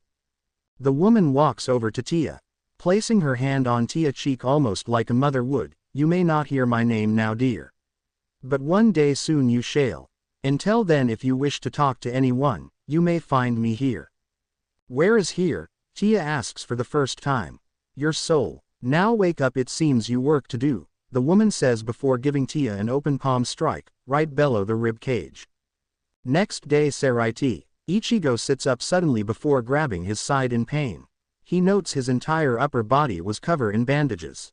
Good, you awake, Yoruichi voice said floating over the small cave. Ichigo turns to look at her. What happened? Well, Strawberry-chan, you got into a fight with the captain of the 10 strongest divisions, a male voice tells him, making Ichigo turn to the side to see a man who looks like an older Naruto resting on a large stuffed fox. Ichigo wonder who the man was and where the stuffed fox came from. Who the heck are you? Ichigo asks. Really, Strawberry-chan, you can't remember me? Naruto asked with fake tears. Ichigo for his part sweat drops when he realizes who it was. Wait, you're supposed to be only 5 or so. Yay, and Yoruichi is supposed to be a cat, Naruto tells him with a fox-like smirk. Where's his Orihime? I remember her being with you, Ichigo says, looking around hoping to find her. Safe. I left her with Ka-chan and Ba-chan. No one would dare get close to her right now without pissing those 2 off, Naruto tells him with his eyes closed. Your mother and grandmother. How are they going to keep her safe? Ichigo asks. Because they are the captain and vice captain of Squad 4, Yoruichi tells him, sitting down in dark skin-tight pants and an orange sweater. She had her legs crossed looking at him. What? Ichigo yells out, looking back at Naruto. Naruto cracks an eye open, his blue eye looks at Ichigo. Come on, we got 5 to 8 more days until Rakia execution. And we are going to need all the time we got to get you ready, Yoruichi tells him as she stands up. With Naruto. Naruto made his way down an empty walkway, walking down the walkway. He feels a vice captain level Shinigami making her way to him. Jumping up onto the building, he watches her turn around, looking up at the wall behind her. Looking up, she lets out a loud scream. Naruto pushes his chakra and Raryoku to see what was going on. The girl was looking up at a sword stuck in the wall, mouthing Aizen repeatedly. Getting up, Naruto leaps down behind the girl. Walking past her, the Kyuubi leaps down next to him, making the girl scream again, seeing the hollow. Naruto walks up to the wall. Placing his hand on it, he starts to grin. Kyuubi wait here for the body to be removed. I want to know what is going on, Naruto tells the Kyuubi. Turning, Naruto looks at the girl, who now has her sword out and pointing at him. I would lower that if I were you. I will not hurt you. But she will, Naruto says, pointing to Kyuubi behind him. Now tell me what you see up on the wall. You're a drifter. Why should I? Naruto could feel her sword shaking. Because all I feel is a sword that I wish to be destroyed before it brings more pain to others I care about, Naruto tells her, making her take a step back and lower her sword. Before she could say anything, 2 other captains and 3 vice captains show up. Jin starts to grin seeing Naruto and waves to him, while Tsunade keeps a straight face. Jin, vice captain, looks worried. The last captain being the youngest and the shortest with ice-white hair. His cold blue eyes gave nothing away as he stares at Naruto. His lieutenant stood behind him. Her red hair reached past her neck. She has on a change necklace that vanished into her uniform. Around her neck was a pink sash. Both stood ready to attack. Now this is something to see, Jin says with his fox-like grin. Yes indeed, Jin, Naruto says to him, walking past the girl to face the captains. Who the heck are you? The short captain snaps. Naruto turns to look at him and whistles, making Kyuubi walk over to him, the only person to control the Vasto Lords. Tsunade's eyes get big, make her realize that Naruto is letting another one run around. She just now prayed that he knew what he was doing. Then you're in line with the Hollows, the captain asks. Oh heavens no, it's more like they are in line with me. Kyuubi here is my friend and the other one I only just met, but I feel like I can trust, Naruto tells them, giving. Beside, why is a middle school student doing here as a captain? I thought you kid went on field trips to the human world. Said captain starts to form a tick mark over his eye, so you must be one of the drifters here. Me a drifter? That's new one. But no, I am no drifter. In fact, I have my own room in a barracks. Only problem is you do not know what one, Naruto said as he jumps back from the captain attack. Naruto for his part was have the time of his life. He just kept taunting the captain with close one, keep it, you will get me someday, oh so close, are my favorite, miss me now you got to kiss the Kyuubi. He kept leading him away from everyone else other than his vice captain and the girl that he spotted and was screaming. Falling backwards, Naruto smirks as he stands upside down on one of the walkways. Both the short captain and his vice captain stop looking around for him. Pulling out his second sword, Naruto. Kaizen Ryu no Megami, Rule Dragon Goddess, Naruto yells out before cutting into the walkway. The captain and the vice captain jump back as the walkway falls away from them. Landing a few feet back, Naruto flips back over, landing on his feet smirking. The captain was first to note something wrong with the air around Naruto. Looking closely, he notes a dragon made of wind around Naruto and his sword. His sword changed greatly. The blade, now 19.5 inches long, meet the handle with no hand guard. In the blade were 3 cutouts. Thanks to the way it was made, it could be used with one hand and still get powerful blows off with easy. So can I know the names of those who I will defeat here, or do I get to make up nicknames for you? Naruto asks. I am Toshiro Hitsugaya, Toshiro tells him as his vice captain stands a few feet behind him. Soon the other girl shows up and gets into her stance before speak, Vice Captain Rangaku Matsumoto. 2 vice captains and a captain. Now I should warn you, if you can use Bankia I would release it now. Ryu no Megami is able to cut through almost anything, Naruto tells him as he falls into his stance. His left foot facing towards them, squatting lightly puts most of his weight on his right leg. Naruto places his left arm out in front, palm open and up. Raising his right arm he holds his sword over his head pointed at the ground. Many have a hard time understanding this stance since it left Naruto wide open. Only for Naruto he knew this stance was a strong well-balanced stance. Toshiro came in first with an overhead strike shifting into a straight thrust. Naruto parries before countering with a side swing. Rangaku jumps in blocking it. Naruto leaps back landing near the edge of the walkway. Ducking under Rangaku follow-up, Naruto delivers a punch to her solar pretext. Landing on his hand, Naruto mule kicks her back to her captain. Come Captain Short Pants, show me the ice dragon and I will show you my wind dragon, or are you afraid to face it? Naruto taunts, wanting to face the captain at full strength or not at all. Toshiro does not fall for the taunt but glares at him. Feels the Kyuubi land next to him pulling on his sleeve. Naruto then feels two large spiritual energy moving at him. Sheathing his sword, Naruto kneels down waiting for the two to show up. Two more captains land in the area. One looking at him passively, the other had a frown on her face. Head Captain Yamamoto walks past Captain Toshiro who has not lowered his blade. I see you know when to stop, he says, making Rangaku shiver from the sound of his voice. Hello Gramps, Naruto says looking up at him as he stands back up. The Kyuubi walks past them over to Unohana, sniffing her a few times before ing her hand. Naruto whistles sharply, calling her back over. I hope you will come peacefully. A fight here would destroy much from our battle, Yamamoto tells him. You know Gramps, you just want me so you can get close the others. But no can do, you seeing I promised the shopkeeper and Yoruichi-chan I would help and keep an eye on the brats. So how about you let me go and I will make sure no one else gets killed, or we can fight it out here. And I know the woman standing behind you will not get in this fight, Naruto says, pulling out Roku Cage.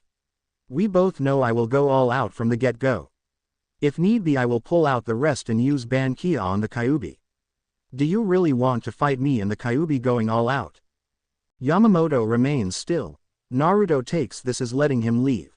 Sheathing his blades again, Naruto vanish in a flash of yellow with the Kyuubi. Toshiro looks angry at this, makes ready to leave, when Captain Yamamoto stops him. Do not worry, you will meet him again. But for now we have a murder to solve. I already know it was him, Toshiro tells him. I do not believe he killed Captain Aizen. For one, we would all have felt a spike in spiritual energy. Two, I know how his kind fight. With Aizen stabbed through with his own sword as a sign of dishonor to the winner. Next, they do not leave the body to display like that. He would lower and hid the body or drop it off in front of his squad building. Next, from the look, Aizen only has one wound on him. He should have three, all lease, across the neck, bite mark on his leg or arm, and a missing limb. He took Captain Soy Fawn out by removing her arm. He did not kill Captain Aizen, or have anything to do with his death, Captain Unohana tells the short captain. Add to the fact the Kyuubi's spiritual energy has not grown, makes me believe someone else killed him. But the question is who? The one of the other drifters then, Rangaku states and asks. Maybe. We have three of them already. None of them seems strong enough to do this. The strongest one so far is the Quince, Yamamoto tells her. Then this Yoruichi or one of the others then, Toshiro asks. No, Yoruichi would not do this. I have a feeling one of them is too weak. The other is doubtless in hiding with Yoruichi, Unohana says, wondering what was going on. Still, he is allies with the Hollows. He must be stopped, Toshiro yells, now getting angry how no one seems to care. That Hollow serves him. But for now I am calling an emergency captain meeting at once. Captain Unohana makes sure he shows up, Yamamoto says before leaving. Unohana walks away trying to find her son who seemed to vanish. Toshiro growls before leaving with the two vice captains. Naruto for his part was walking into Squad 4's barracks. Walking up to his room, he opens it up seeing no one inside. Looking at the Kyuubi, he pats her head. Stay here and protect my family. I fear something may happen to them, Naruto tells her before vanishing with a flash step. Heading outside, he finds his mother standing there looking at him. I guess I need to go to jail, Naruto asks, knowing he had broken the law. No, head captain wants you at the meeting. He needs to know if any of you could have taken down Aizen, Unohana tells her son as she pulls him into a hug. Why do you keep picking these fights? Because they are fun, and I want to test the captains out to see where they standing, Naruto says as he returns the hug. For the meeting, what form do you want? Kid, since after this is over I am moving to the real world for a break, as will remember, Unohana tells him as Naruto changes into his 5-year-old form. Unohana smiles as she picks him up. They both arrive as the last captain shows up. Soy Fan grumbles at being late, only glad not being the last. She spots the small boy in Unohana arms and wonders why he was coming to the meeting. Both walk in and take their places. Naruto hops down and walks to the end of the line next to Toshiro and looks up at him. Hey Aniki, do you know why everyone is here? Ka-chan would not tell me, Naruto asks, making both Shunsui and Toshiro chuckle lightly at Naruto's act. Toshiro eye starts to twitch, and why the hell are you here, you brat? Get out, you're not supposed to be here. Naruto, keeping up his act, starts crying and runs back to Unohana. Ka-chan, Aniki being mean to me. Toshiro jaw hits the floor as Shunsui and Toshiro both start laughing without any sign of stopping. I just told him to leave. Now Naru-chan no needs to cry. He does not understand as all, Unohana says with a smile, trying to fight back her own laughter.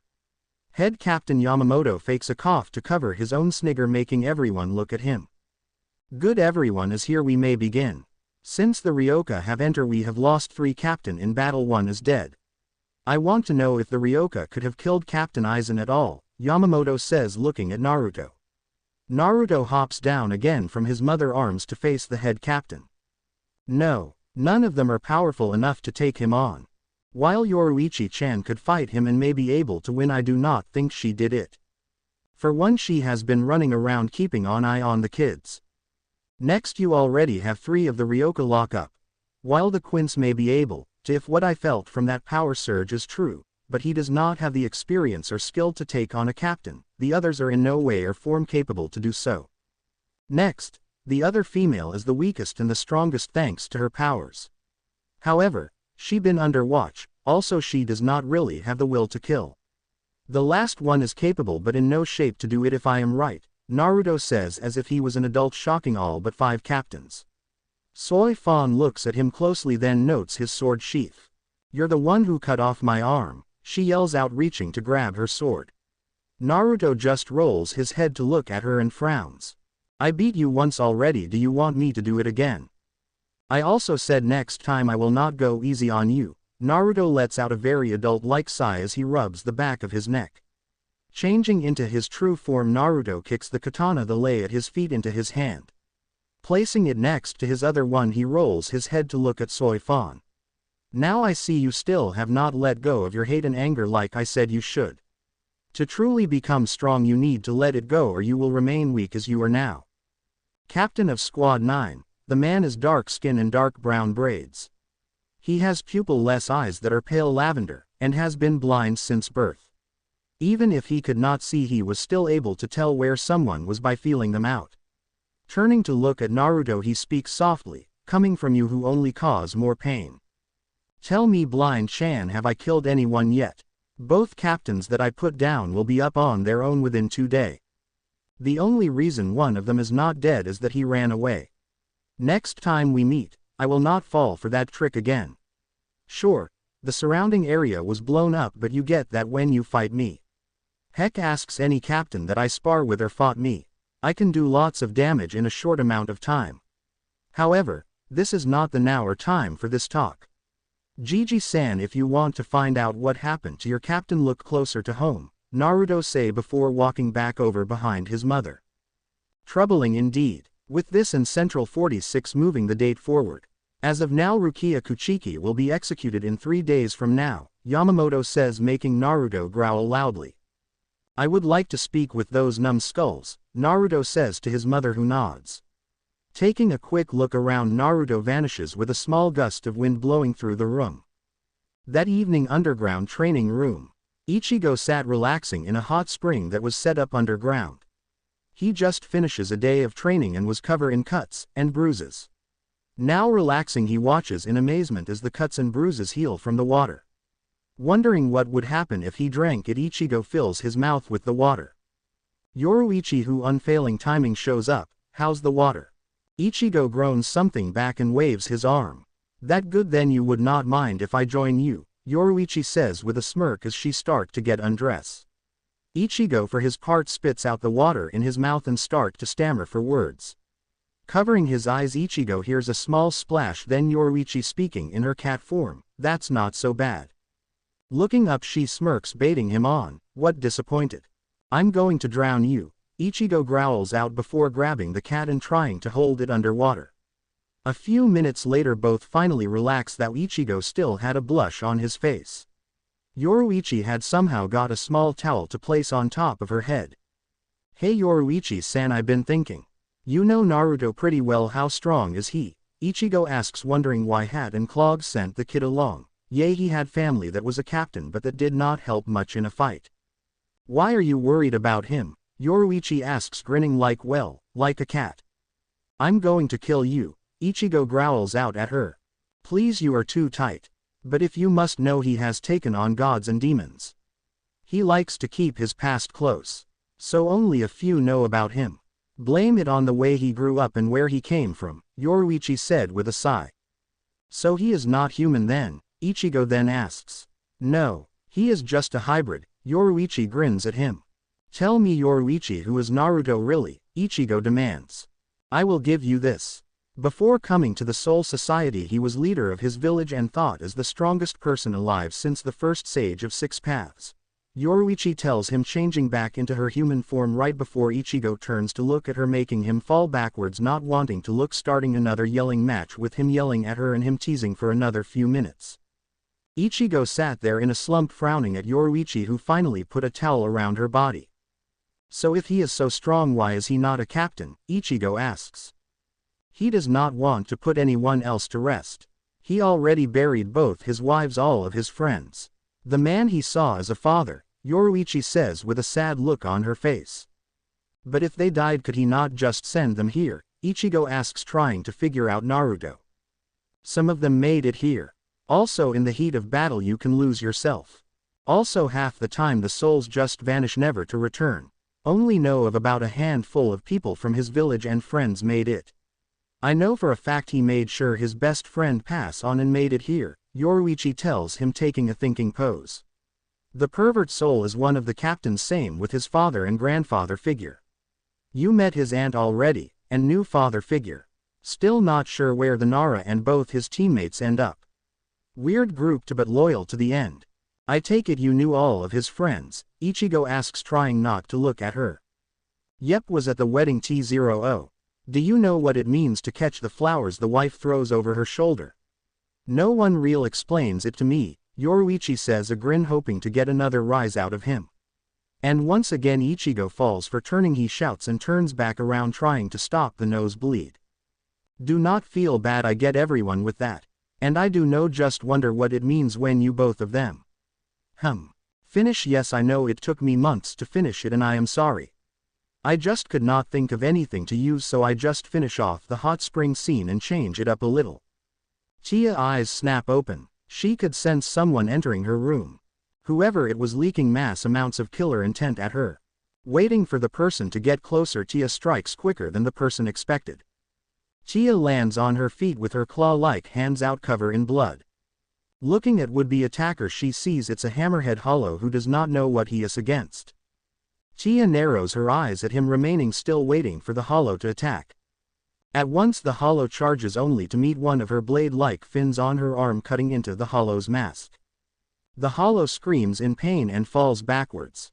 Looking at the hollow, Tia steps over him and leaves, now knowing what she was worth here.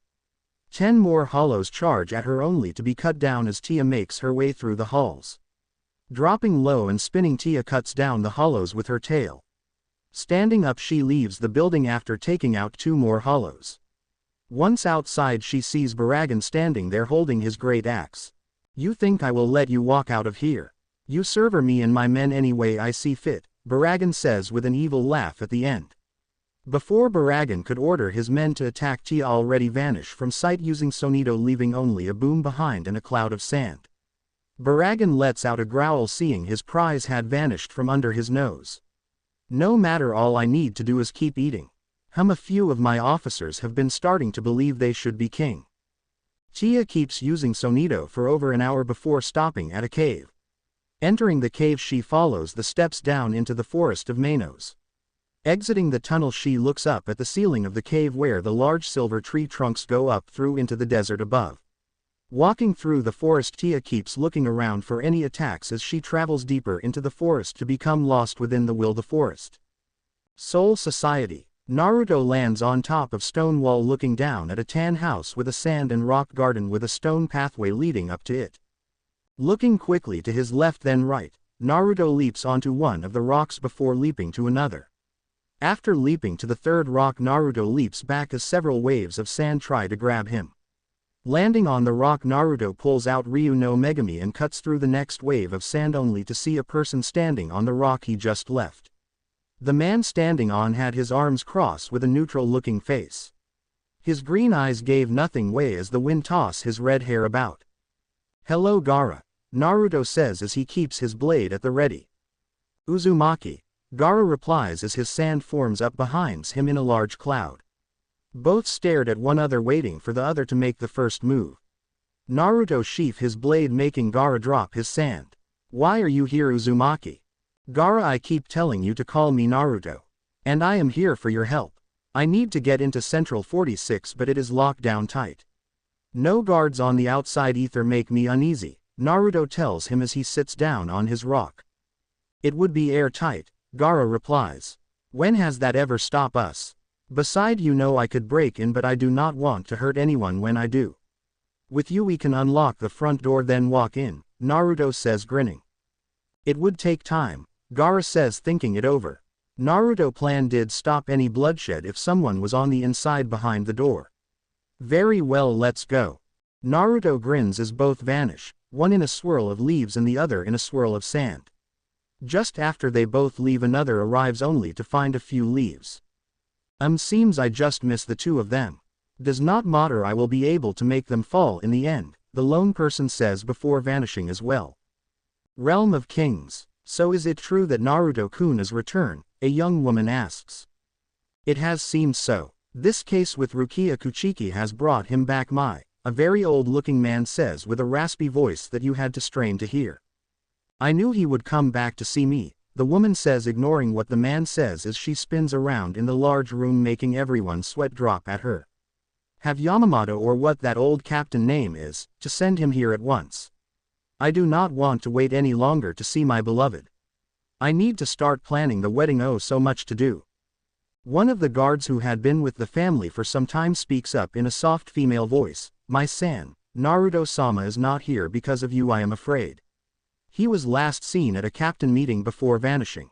He most likely will not be seen until the execution date, and even then we may not know where or how. After he does show, he may just vanish again." My rounds on the guard, glaring at her with such hate-filled eyes that could burn the polar caps quicker than you could blink or snap your finger, for a light to come on once you flip the breaker. "You will bring me Naruto-kun to me even if you must remove anyone standing in your way. I will not let him get away from me." The guard looks back at the spoiled little brat that called herself a princess without blinking or backing down. "I will not face Naruto-san in combat if I could. I have seen what he can do and I do not wish to be on the other end of his blade. Beside, do you think his friends or family will let him come without fighting us? You were a ninja in your past life, able to use chakra thingy. You are telling me you are unable to handle some weakling Ino?" My shouts, not knowing what she just caused. Before she could blink finds herself slam into a wall, being held back by Ino arm against her throat. Ino leans in so Mai could hear every word clearly. "I serve you're the king, not you. After him my loyalty is to my Hokage past, present, and future. The means Naruto-san and Tsunade-san. Every ninja here is loyal at their captain then to their cage after Naruto-san and Tsunade-san. Do you really want to risk open war against them knowing you will lose, with them losing little to none at all?" Mai shakes her head quickly before pushing Ino off of her and running away crying. Ino turns to her king before bowing to him. I am sorry for that, but she needs to understand I will not betray Naruto-san like that, and she risked too much over a crush. I do not wish to see her go down the same path my friend did, Ino says without looking up, knowing this could be her last few minutes of life. She does need to learn. Nothing will be serving to her on a platter just because she wants it to, the old king says with a sigh. Taking a few breaths he begins again, you will not be punished Ino-chan, for you only did what I would have done. While you are my youngest guard, you are my best. But I must punish you in some form or another. Cannot let the other noble families get any ideas. I understand my king, Ino says, bowing even lower before leaving, knowing what her punishment would be. The old king closes his eyes to rest, knowing he needs to name someone to take his throne soon. The other nobles were already pushing for him to pick among them. But none of them seemed to be able to see past their own nose. He would need to find one from outside the noble families and great families. The final hours before the execution had arrived. Across the Soul Society everyone got ready. About a dozen began to put on armor and clean their weapons, knowing what could come. They all got the message and knew their mission. Two outside the wall began to put on the last of their armor before placing an old mask. Both look at one another and nod, knowing what to do next before vanishing. Inside a small building, 3 people sat waiting for the right time to move. The hour was drawing close and they all were ready as 2 more joined them. Another sat down on the ground to look up as the clouds blew past, chewing on some grass. He knew what was coming and did not want to do anything. But he knew what was needed of him and would do it. It is time. Yay, you ready? Troublesome. Yay, I am. Then let's go. The man vanishes into a shadow to the meeting point. Outside Central 46, 2 men stood looking at the locked door, waiting for it to unlock. Both of them knew they were running out of time. If they wanted to do this, they would need to do it now. Looking to one another, they both nod as they ready to break down the door from the outside. Deep underground, one orange-hair team continues to train to be able to fight someone at captain level and be able to walk away. War was coming and only a few knew of it. Squad 4 ready themselves for what would come. Unohana and Tsunade made last-minute touches to their mission and squad area. Once finished, both made their way to the Sokyoku Hill. A large cloud of dust forms above the person in Squad 2 area, making both women raise an eyebrow, wondering who was breaking who out. Both took the long way to the hill, wondering who would side with whom. Another pair made their way through Soul Society, wanting answers why everything to be going wrong to the laws. Their target was Central 46, for they knew the answers lay there. Nether notes a third person following them. Taking too long, we need to be in there now, Naruto mumbles to Gaara as he tries to find the lock with his sand. Gaara says nothing as he withdraw his sand, shaking his head. Naruto draws Ryu no Megami as Gaara leaps back, knowing what was going to happen. Kaizen Ryu no Megami, Naruto shouts as he cuts into the door, breaking the locks on the outside and inside. As the door falls into dust from being destroyed, both Naruto and Gaara walk into the dark entryway, only to smell something like death grate them.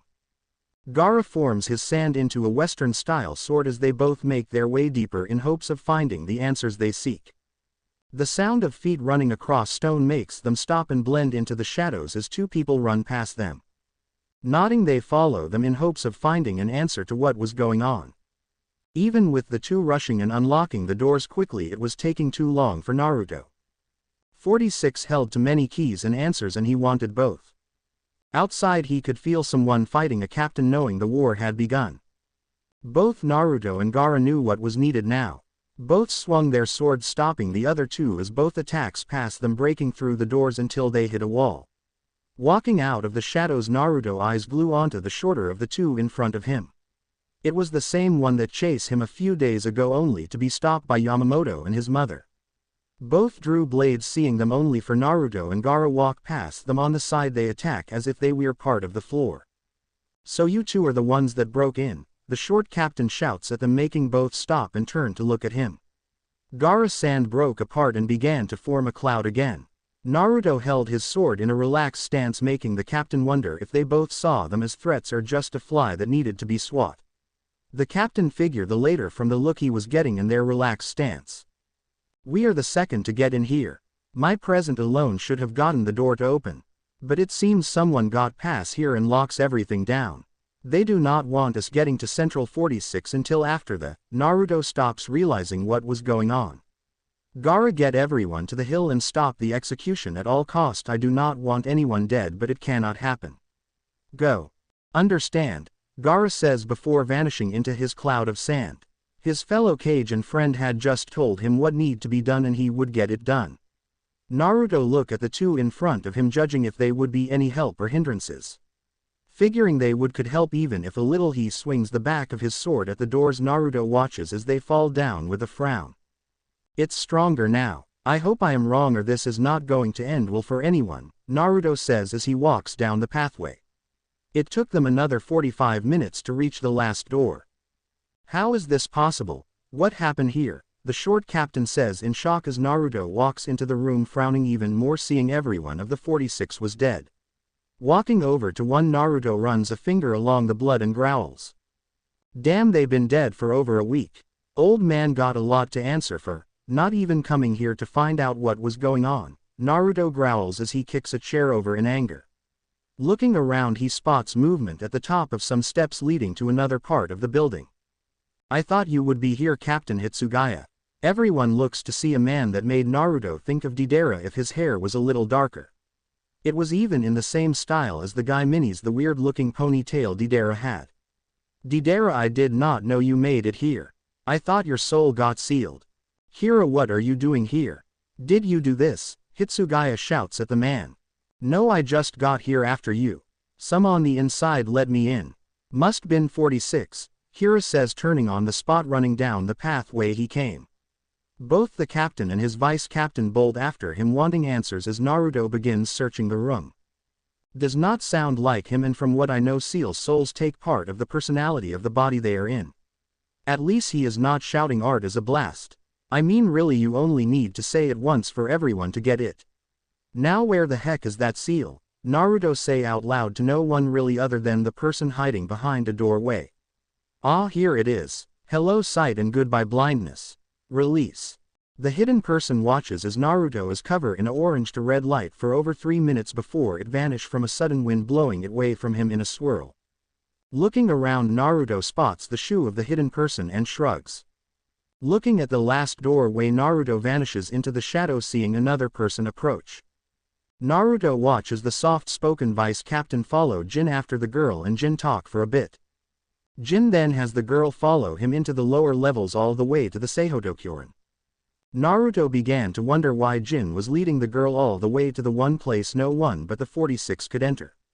Naruto could only make out a little of what they were saying, now needing to hide in the shadows. They enter the first one. He notes someone standing in the shadows of the first tower. Said person begins to make his or her way to the entrance of the first tower, making the girl spin around to face the person crying out, seeing him. Captain Aizen. The girl cries out, happy to see her beloved captain alive and not dead. Naruto's right hand began to start shaking uncontrollably, making his eyes widen, seeing the blade in Aizen's hand. Forming an half seal, Naruto trade places with the girl as the blade is rammed into his small intestine, making him cry out. Aizen jumps back as Jin opens his eyes all the way, never seeing a move like that before. My, I never thought I would be able to meet you, Naruto-kun. I have heard so much about you and read so much from what I could find. Your files are close and locked away in the one room I could not get into. It seems your grandmother knows a few Kido spells that lock doors that I can't even break, Aizen says with a grin, forgetting about the girl he was about to kill just a few minutes ago. Naruto glares at the man as he spits up some blood, hitting Aizen in the face with it. Using his left hand, Naruto tries to stop the blood flow, knowing he was in bad shape. His only hope right now was for his healing factor to kick in to take care of the wound so he could fight. You think that is Kido? Naruto says, hoping to stall for either help or his body to heal itself. What she has on her room is something only a person with a chakra Zanpakuto can open. And I know you only have your one Zanpakuto. Tell me what it does, because I cannot figure it out. Let me show you, Naruto-kun, Aizen says, getting ready to use his sword. Shatter. Naruto blinks, seeing the sword still there. Only years of being on the field kept him alive as he jumps up and away from the attack. Throwing his sword, Naruto pulls out his chakra Zanpakuto as he lands, panting from the pain. I see how your blade works now. Genjutsu is all it is. But I can also tell it does more than just that. If not for my years on the battlefield you would have killed me.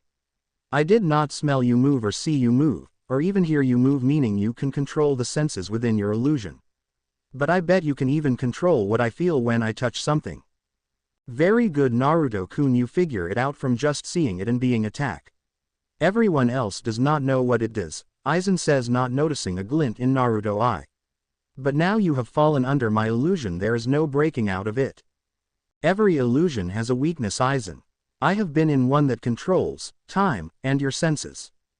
Your little genjutsu only controls my senses to a point.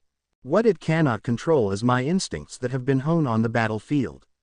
So if I cannot use my eyes or my ears, I better get rid of them, Naruto says as he suddenly cuts across both eyes and down both ears, making it so he could not hear and him blind completely.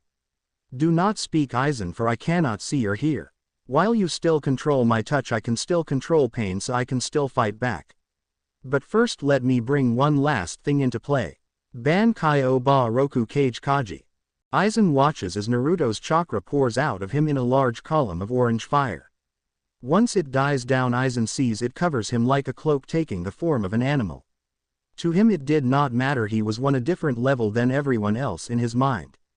Once again Aizen attacks from behind, hoping to catch him off guard, only to find his blade blocked by Ryu no Megami. I told you I would find its weakness, Aizen Tem, Naruto says with a grin as he reaches out with his right hand, grabbing onto Aizen's wrist. You cannot fool me now, Aizen. Aizen makes a cut at Naruto, forcing him to leap back. Aizen looks at his wrist, seeing it burn from where he was grabbing. Moving his hand, he found only a small amount of pain. Smirking, Aizen attacks again, only to hit nothing but air. Aizen's eyes grow big as he rolls and away when he feels something start to cut into him. Coming out of his roll, Aizen sees Naruto standing there with the tip of his sword covered in blood, his blood. Growling, Aizen charges in only to hit air again. Knowing what would be coming, Aizen rolls again, this time dodging the attack. How are you able to dodge my attacks? Aizen demands as he keeps his eyes locked onto Naruto bleeding ones. Look underneath, as all Naruto says as he vanishes again. Aizen turns only to find no one attacking him. Quickly looking around the room, Aizen cannot spot Naruto anywhere. Lying next to him was a note. Picking it up, Aizen reads it quickly. I must say you did well against my clone, Aizen Tem. But if you cannot beat my clone, that is only half of my true strength, then you have no chance against me. But I will give you one chance to end this. Give up now and I may not kill you for harming my family. But knowing you, you will not give up and keep going after Haku-kun. I must say I was surprised when he ended up in that girl, unless he really was a girl. Anyway, right now I am getting the girl you just tried to kill out of here and leaving my clone to fight you. You did stab me, so I will give you a point for that. But to fall for such a simple genjutsu, you are going to lose points. So as the saying goes, the ball is in your court. Aizen crunches the note up before throwing it to the side. He was beaten by something that was beyond his own level of power. Standing up, Aizen dusts himself off before nodding to Jin. His last pawn should have gotten their target if she was not killed yet. Both vanish, not knowing their plan was falling to pieces around them. With the teams +2 stood facing a small group of people, all standing facing them in mask other than Gaara, making the +2 both shake in fear knowing who they were. Gaara looks over the group, noticing Orihime was not with them. Stepping forward, Gaara glares at them. You will hand her over to us. We are not going to let you kill her, Ichigo says, reading his sword, trying to look strong even when he felt like dirt. If we wanted to kill her, we would have done it already. We have orders to make sure she stays alive for as long as we can keep her alive, Gaara says, feeling someone coming their way. We are running out of time, let's us move. Why should we trust you? Ichigo demands, trying to keep an eye on each of them. Because Naruto-kun has asked us to delay the execution as long as we could. So that mean keeping her alive, one of the mask's people speak. As two of their heads turn, seeing a captain making his way towards them. Before any of them could move, darkness fell upon them, freezing them in place.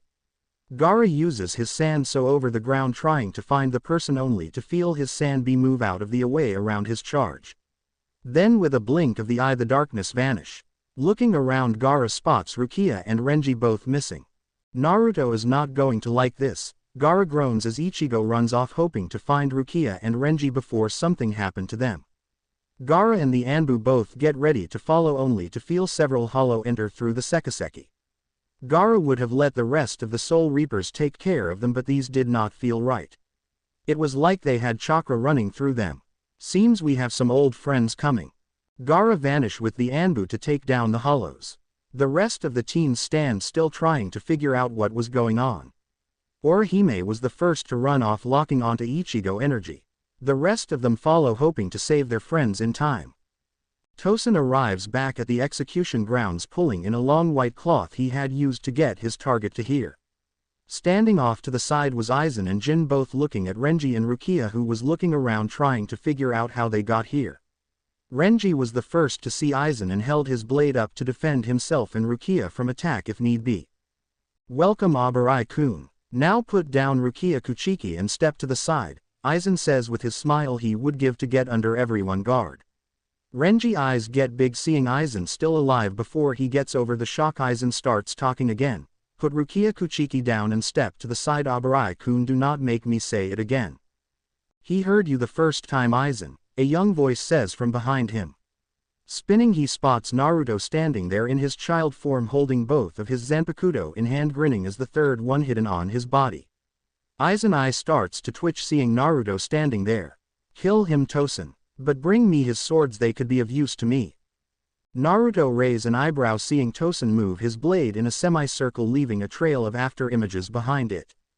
Bring his blade back. He makes a vertical cut, sending thousands of blades at Naruto, who vanish right before the first blade hits him, leaving a log behind, making Aizen and Tosen believe they had killed him.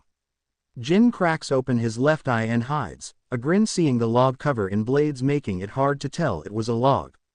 In fact, it with so many blades covering the ground and in the log you could not see any blood even if there was any. "Ban kia o ba roku kage kaji," Naruto shouts from atop the Tsukyoku, making everyone look at him once more in his true form. In his mouth was Naruto held his last Zanpakuto. He remembers of his first real mission and of the outcome of it. Aizen tries to understand why he felt no increase in Raryoku. Jin's eyes now fully open had drawn his blade before using it to get Renji to drop Rukia. Aizen notes this and moves quickly. Naruto eyes Jin for a minute before leaping back and swinging Kyuubi at Tosen, who was attacking again. Both blades crash in a shower of sparks as Naruto ducks under Aizen's blade and lashes out with his left leg in hopes to kick him in the groins. Aizen spins around the attack and brings his fist down into Naruto's left temple. Throwing his head back, Naruto flips his body backwards, kicking Tosen under the chin, making him go airborne. Landing on his hands, Naruto catches Jin's blade with his feet before flip over, making Jin flip onto the ground hard so not to have his blade destroyed. Ducking under Aizen's blade, Naruto throws his two swords into the air as he, moving quicker than Aizen thought was possible, lands near 50 punches across the chest and abdomen. Strike 50 turn into an open palm strike dead center of Aizen's chest, making him slide backwards a good 10 feet. Grabbing both of his blades out of the air, Naruto flips him in his hand and makes an X block behind him, stopping Jin's strike. "I'm attacking my back, not bad, Jin-kun. But if you want to even get close to hitting me, you are going to need to better than that," Naruto says with a grin as he vanishes in a cloud of smoke. Tosen looks around trying to spot Naruto's. Jin stands up frowning, seeing he had missed and being called kun by Naruto. Aizen begins his plan to get the Hogyoku out of Rukia. Vanishing Aizen reappears in front of Renji and Rukia, kicking Renji away and grabbing Rukia by the collar around her neck and lifts her up. Pulling out a small tube from his coat, Aizen drops it on the ground, then runs his hand straight into Rukia as 6 spikes come out of the ground. Pulling his hand out, Aizen grins seeing the Hogyoku in all its glory. Aizen drops Rukia as he examines the Hogyoku. Earth release. Swamp of the underworld, rings out. Aizen is forced to leap back away from the ground as it turns into a swamp. Both Renji and Rukia find themselves in a tree thanks to a shadow clone. Looking over the swamp, both see Naruto standing on an island with no room to move. Aizen, Jin and Tosen land around the edges of the swamp, seeing Naruto standing there looking very pleased with himself. "Ha, I knew I could pull it off. Beat that arrow, Sanin. Now Aizen, are you ready to give up? Because it looks like everyone is here." Before Aizen could reply, every captain and vice captain lands around him in the swamp that was slowly vanishing. Aizen could not help but smirk at the sight of all the captains. Did you all come here just for me? Naruto sheaves all but Roku before he tilts his head to the side, wondering why he felt chakra being used close by. Tsunade and Unohana both feel it as well before looking around in case Aizen and trick the Anbu into helping him. Seeing none, they look back at Aizen, waiting for him to make the next move. Both Yoruichi and her student Soi Fun had his blade trap in its sheath and a blade to his throat. Jin had a blade at his throat and his sword hand trapped by Soft Hand. Tosin was having a stare down by 3 vice captains. The end. Now we will see you in the next video.